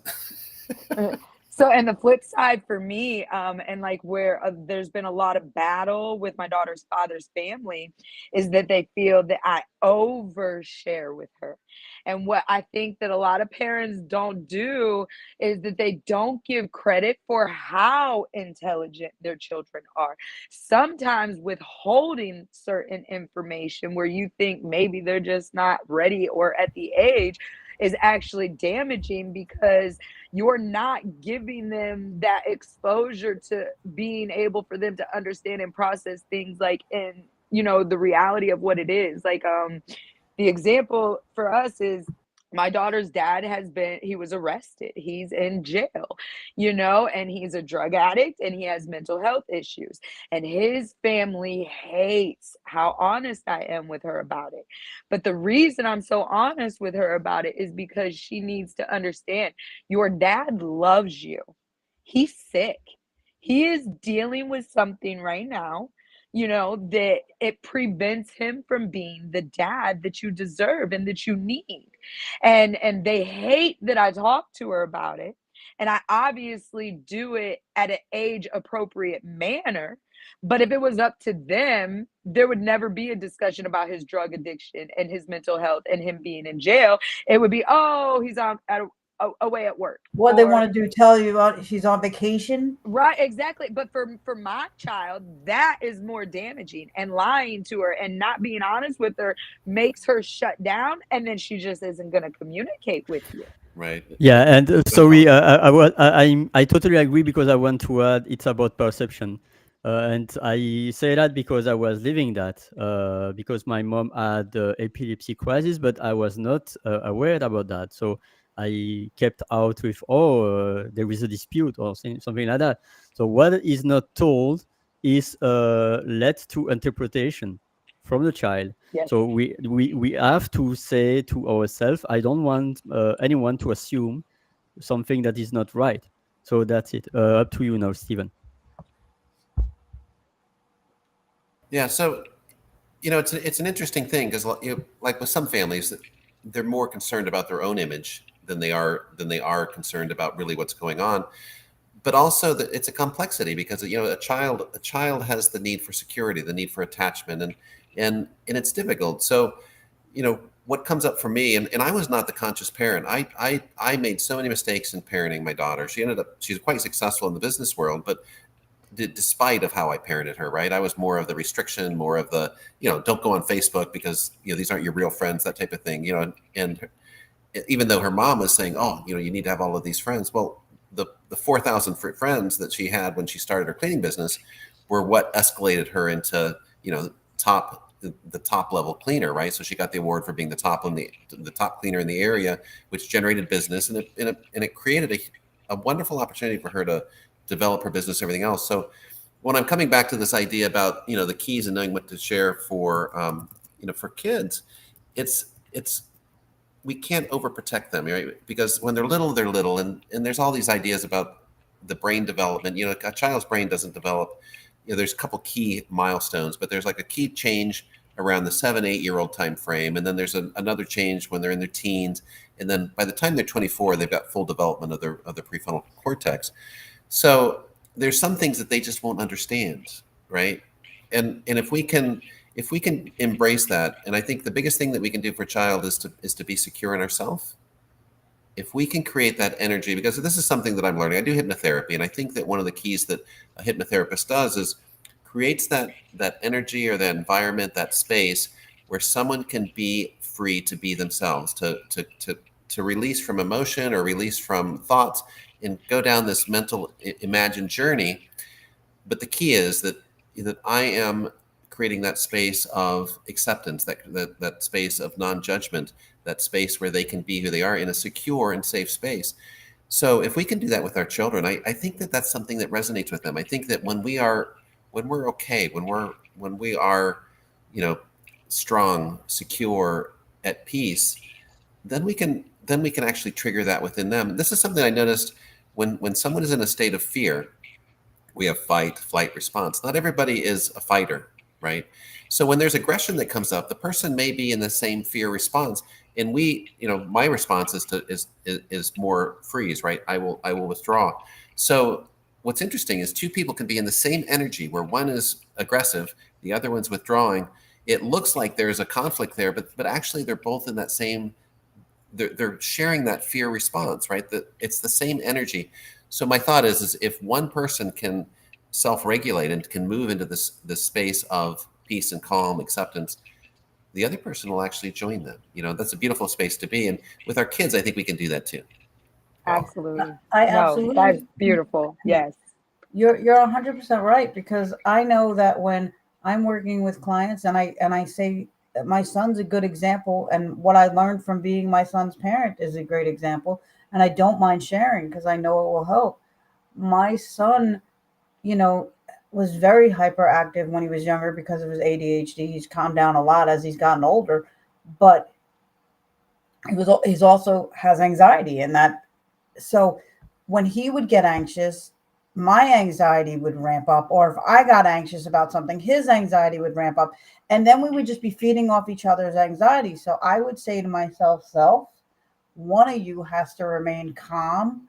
And so being the one that was better at emotional regulation and being the adult, I would remove myself from the situation and tell him I'll be right back, or let's breathe, and we would do the breathing exercise together, and then he would join me in that calm. So what you're saying is so true. And the other thing I wanted to add to what Michelle said is this: when we're not honest with our kids, they know. So how can we teach them, be honest with me, talk to me about anything? Look, I'm not saying talk to kids about adult issues. I'm not Right. saying use them as your therapist or use them as a friend or a confidant, but I am saying talk to them on their level, because, like, to use your daughter as an example, your daughter knows her father's not around. So telling your daughter that he's on vacation, she's only going to think that vacation is more important than her. But if you tell her he's sick and dealing with things and made some choices that weren't the greatest, and so now he's trying to fix it, that does a lot more for her in teaching her lessons, and also does a lot more for her self-esteem, because she's not going to internalize that her dad is thinking other It's not things that daddy doesn't want me. right are more important. Yes. So You know, there's a fine line in all of this, and you're gonna make people we're gonna make mistakes. And if you're not a parent, you're gonna make a mistake with your niece or nephew or even with a friend. It's not about being afraid to make an error in judgment. It's about being willing to own when you figure out that it wasn't the best choice. Own that and then have a conversation around that, because you can't walk around on eggshells. Oh, am I going to say the right thing? Am I going to ruin this person for life? It doesn't work like that. If somebody once said this to me, and I'm going to share this with you, if your intention with your child or with anybody else that you have a relationship with, if your intention is good, that and coming from the right place, then you cannot screw a person up with your actions for life. You have to be willing to own your imperfections, because we're all perfectly imperfect. And it's to reduce the response between when you are making a mistake and when you realize that you are making a mistake, because for some people they don't realize it upfront, they realize it days or weeks or months after. So go ahead, Stephen.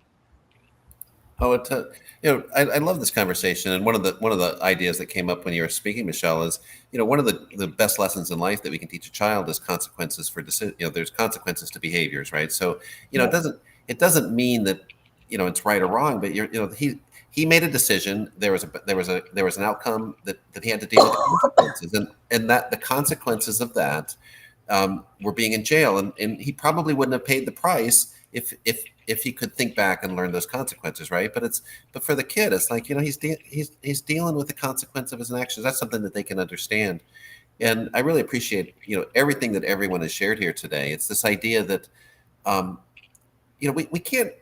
One of the things that you shared, Sharon, was this idea about intention, but we can't communicate intention to anybody else. So someone can be hurt, even though our intentions are good.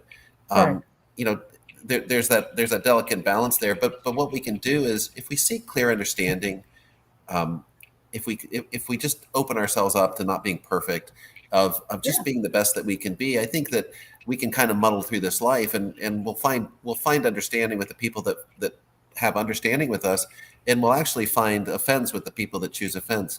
For my Right. people pleasing friends out there, I always say, because I'm a recovering people pleaser, and I realize that I would not only not make them happy, I wouldn't be happy in the end myself. I'd be miserable.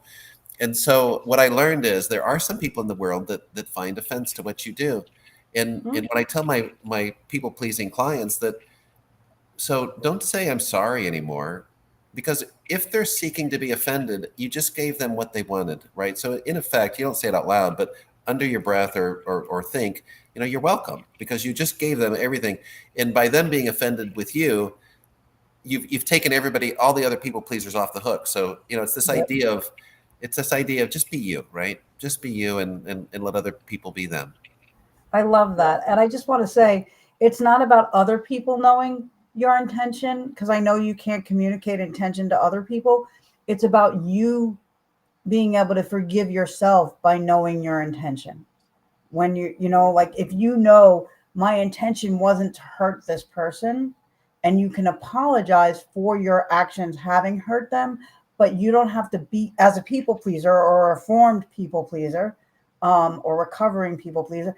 I know that I was very hard on myself when I knew that my intentions weren't to hurt somebody, but I hurt them.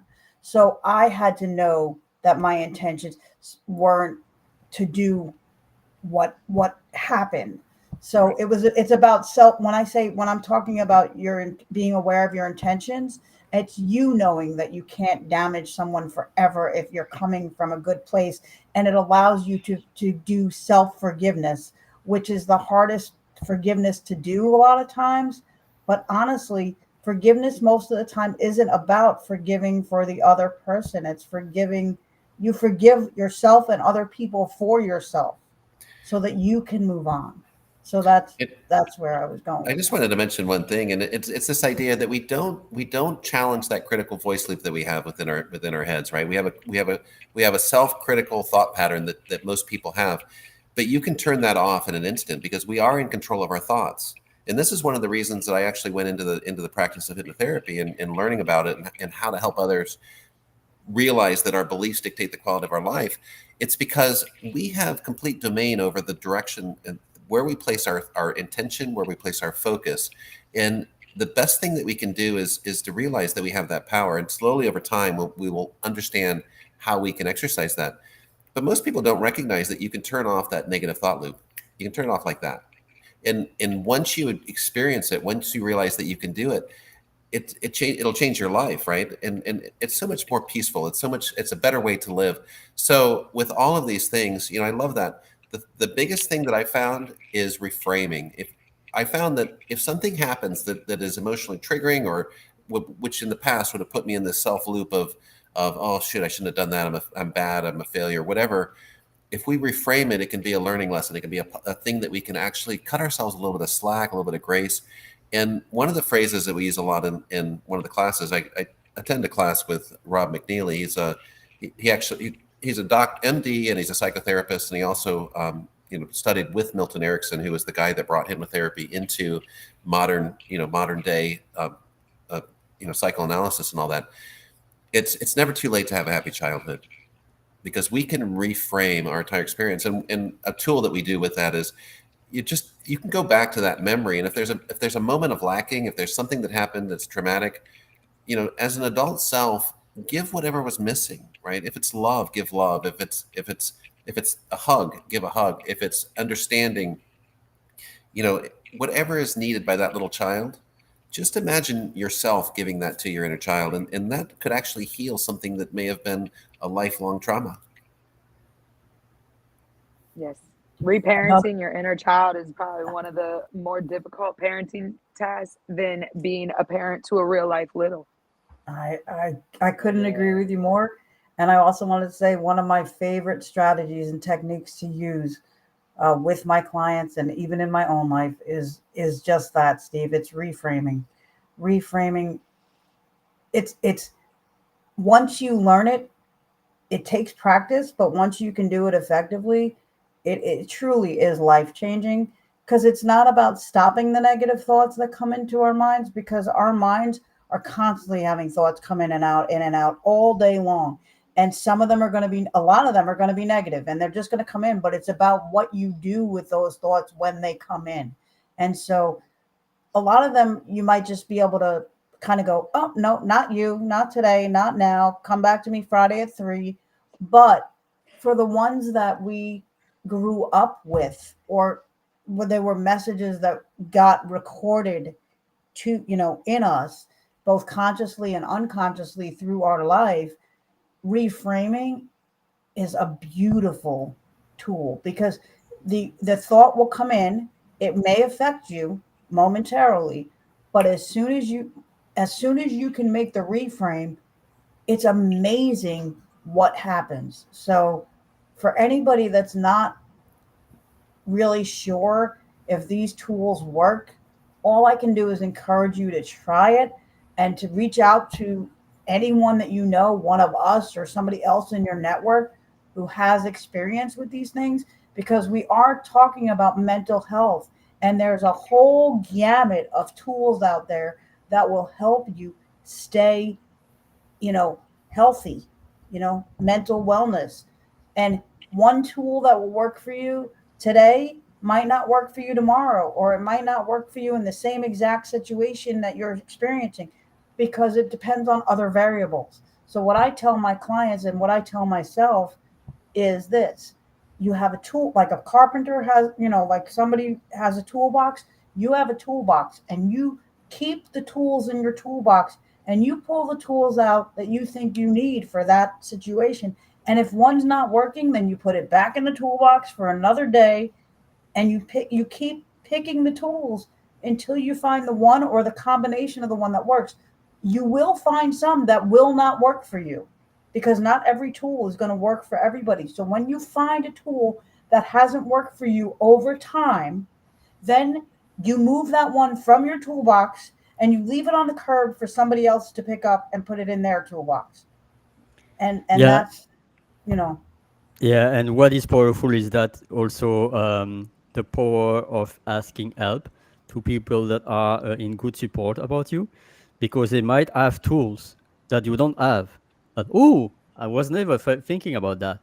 And so it's mhm. really about sharing each other's the tools, because if you are thinking that there is no tool in your toolbox that is working, maybe it's because there are other tools out there that you are not aware. Awareness, that's also key when it comes to reframe, to catch our thoughts.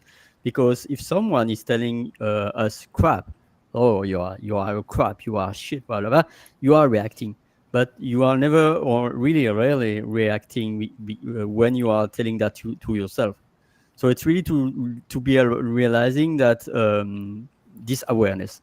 So we are on the last minutes on the session. I still can be there for 5, 10, 15 minutes, but I'm mindful about our time. I would also like, if you have you for me or you for each of you, any questions to ask ourselves, always feel free. No, really, I'm getting ready to cook dinner. I just want to say that it's always coming up on the stage and sharing it with you guys is amazing. And it's like, for me, it's knowing that there can be the intellectual, deep conversations. There can be maybe where we disagree or don't align, or maybe you're sharing something new that I never heard. And I love how we just come together and we're open and we're honest about ourselves, because when we're being our authentic selves, that's when, we get to learn the most about each other. And like, I just love that I'm on stage with such amazing souls, and that we all have that same commonality. We all just want to make the world a better place. And I'm just thankful I got to spend my Saturday with you guys. Oh, Well, thank you, Michelle. You are welcome. And it's also a blessing to hear more.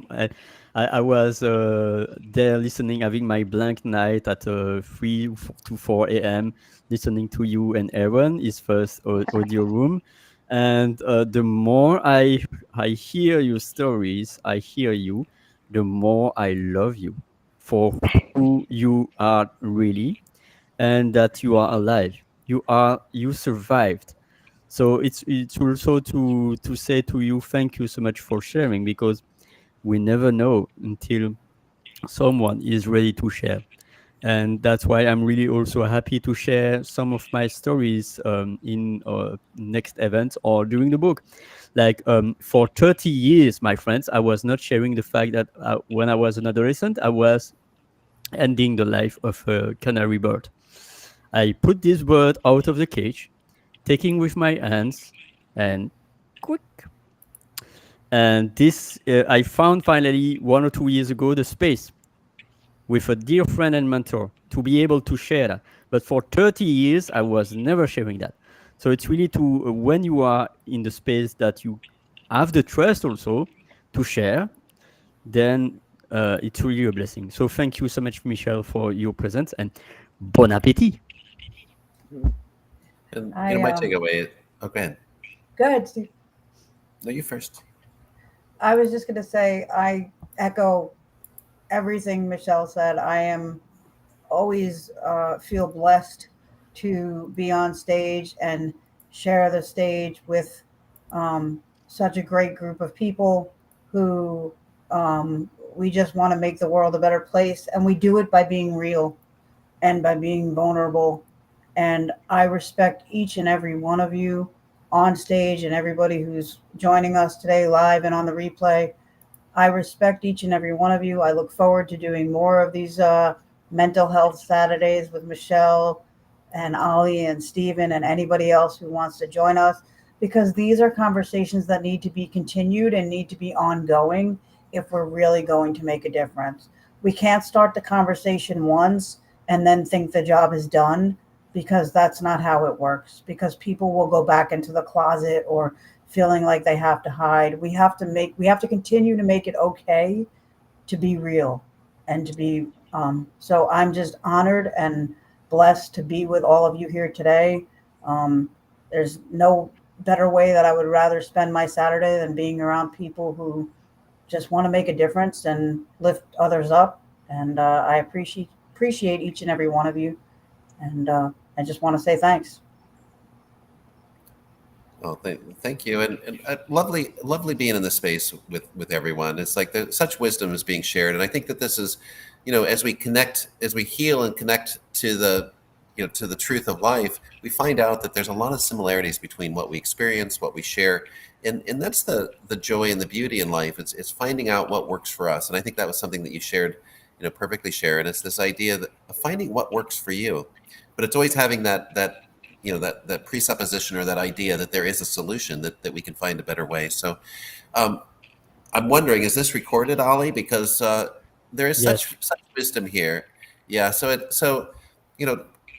let's take this wisdom and extract what we talked about and come up with a way to share some of these insights, because I think that this roundtable discussion is sharing some really valuable tools that we can use to help other people, maybe level up one little bit, right? To not be triggered by somebody, all those good things. So thank you all Yeah, for what you do.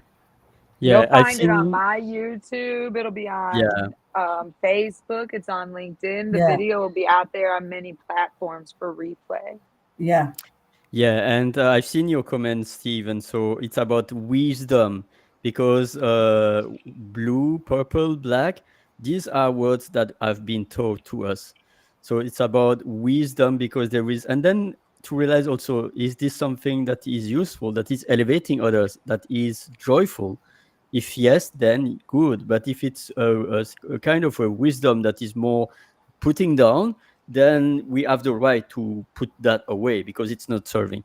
So it's about um, constantly elevating, and truly, if I have something to share on a billboard, is keep shining, work on yourself, and always remember to embark your heart. Don't only focus on your brain, because I truly believe if we are just focusing on our brain, we are missing probably 60 to 80% of the neurons. Of course, these are the main place where the neurons are, but there is also the neurons all around the body. All these kind of things. I go to the supermarket, I type my pin code, and then it's automatic, and it's the body that don't knows that. And as soon as okay, what was my pin code? I'm not sure.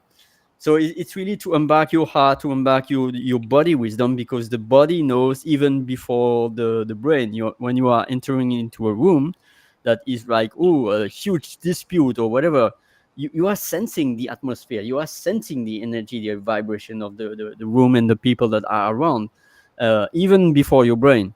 So it's really to tap into the heart and to the body. And so thank you so much. It's really, the time that we spend together is not replaceable. And this is the most powerful currency on the world. Time, care, deep love through each other's. And thank you, everyone in the audience, Karen, Yeah, CJ, thank you, everyone. everybody. Thank you. And I just And wanted to can share I? one little thing, which, Sharon, I have to thank you so much, because in my inbox of all those messages, there's so many messages about being a 7-figure coach and getting million followers. I tell you what, in about a month's time, I'm going to be the most famous person you ever met. Awesome. You're welcome. Can I just share one more thing before we go, Ollie? I Yes, just of want to course. encourage. I just want to encourage everybody to keep in touch with yourself, because when you keep in touch with yourself, that's when you can really keep in touch with the rest of the world and shine. I And check it's in with not myself 3 times a day. When I wake up, midday, and in the evening. And then there's times when shit is exploding and I might need that 4th, 5th, or 6th check-in. just, But yep. yes, It's all about keeping in touch with yourself. Because if you stay grounded in who you are, everything else, I know this is going to sound like hokey, but it's the truth. Everything else falls into place. If you see me out of character, just know I didn't check in with myself. Hmm. And share more your voice. Share more your voice. That's why I'm really blessed that Aaron is doing his first audio room. In 18 months, I was doing probably 250 plus audio rooms in 18 months. And Aaron, it is the first time. So keep I shining. was so Keep doing honored. that. Keep doing that, Aaron. Aaron You has are to do more amazing. audio rooms. It was awesome.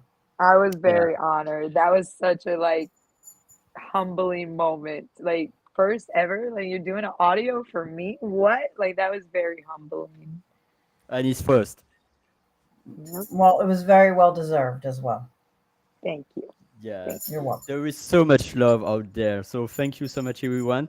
I'm going to close the room very soon. So your Well, last thank word, you, like, Holly, for having this space. Before you Yes, close the thank you for room, the I want to space. publicly thank you for continually having this space and continually having a space where it's a safe space for us to talk about a very, very important topic and sometimes a very difficult topic, but one that can no longer be avoided and has to be given priority. So thank you, my friend. Love you to pieces. Yes. Thank you.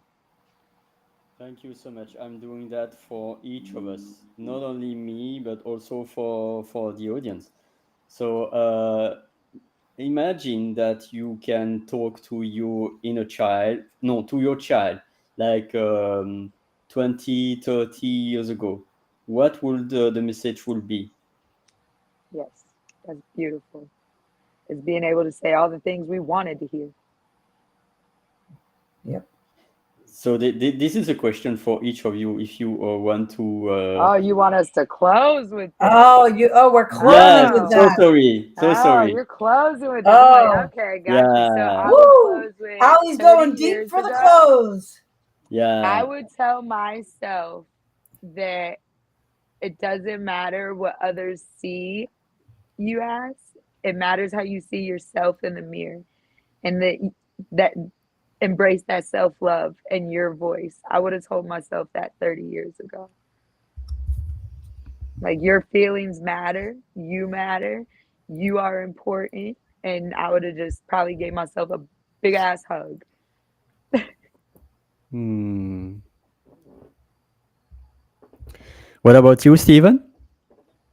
So for me, it's this idea that you are worthy, you are lovable, you are deserving of kindness, you are deserving of respect and be treating well. So it's this idea that all of these different programs that we have of low self-worth, low confidence, all of these are linked into trying to be something that we're not. And if we can just my message would be who you are today and try to be a little bit better each day, right? So that would be my message. Love it. Hmm. What about you, Sharon? And then I will conclude. So my message to myself would be you are enough just as you are, and use your voice. Do not let yourself be silenced. And if it's okay with you, I just want to add really quick. A friend of mine lost her son in a tragic accident this weekend, and the reason I'm bringing that up is because his quote from his high school yearbook, I don't know if I'm quoting it exactly because I don't have it in front of me, but it goes with this topic. And he wrote something to the effect of be the person that you are, be who you are meant to be, and let the world see that person. Oh, And prayers to your friends. that just, Definitely. and thank you. And that quote just truly resonates with me. I remember being his age then when he wrote it at 17. I remember having the same feelings, but not knowing how to articulate it as beautifully as he did. And he was just a beautiful light. And in his 21 short years of life, he lost his life tragically in a motorcycle accident. But that young man made such an impact on the world. We should all strive to make that level of impact because it just so when you think about what you're going through and what you think about yourself, remember that you are enough just as you are, and be who you are, and let the world see that person. Yes. Yes. Hmm. Beautiful. Wow, thank you so much for sharing. My heart is warming. For me, I will say to my younger self, like 35 years ago, because my mom spread her wings at that time. I will say to my younger self, you might not be able to see or hug or talk to your mom. She's still there aside you.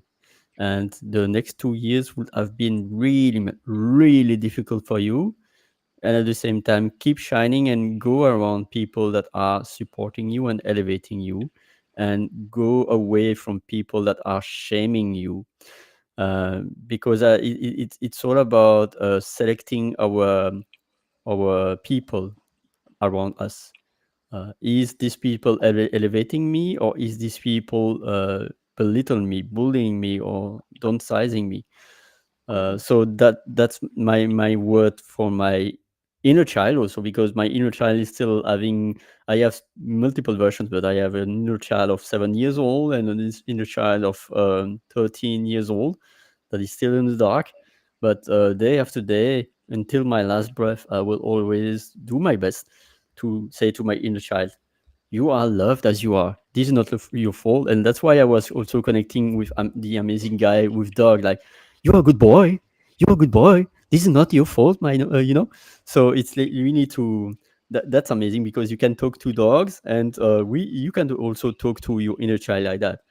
Probably, you're a boy, but So thank you everyone for your time. That is not replaceable. You are warming my heart by your presence, and also in the audience and the replay team. Thank you, and keep shining, keep doing your best, and each others together, elevating. Thank you. See you the next Saturday with probably the same or new faces. It's really to you are giving me the energy to go forward, and sometimes I have also to give it to myself. So that's my my challenge, my next goal. So with that, I'm going to close very the room, and in 10-15 seconds, feel free to say your last goodbye. Thank you Bye, all for being everybody. here. Goodbye for now. Yes. Have a great Yeah, weekend. and comment either replay or what resonated with you in the comments, because we'd Yes. like to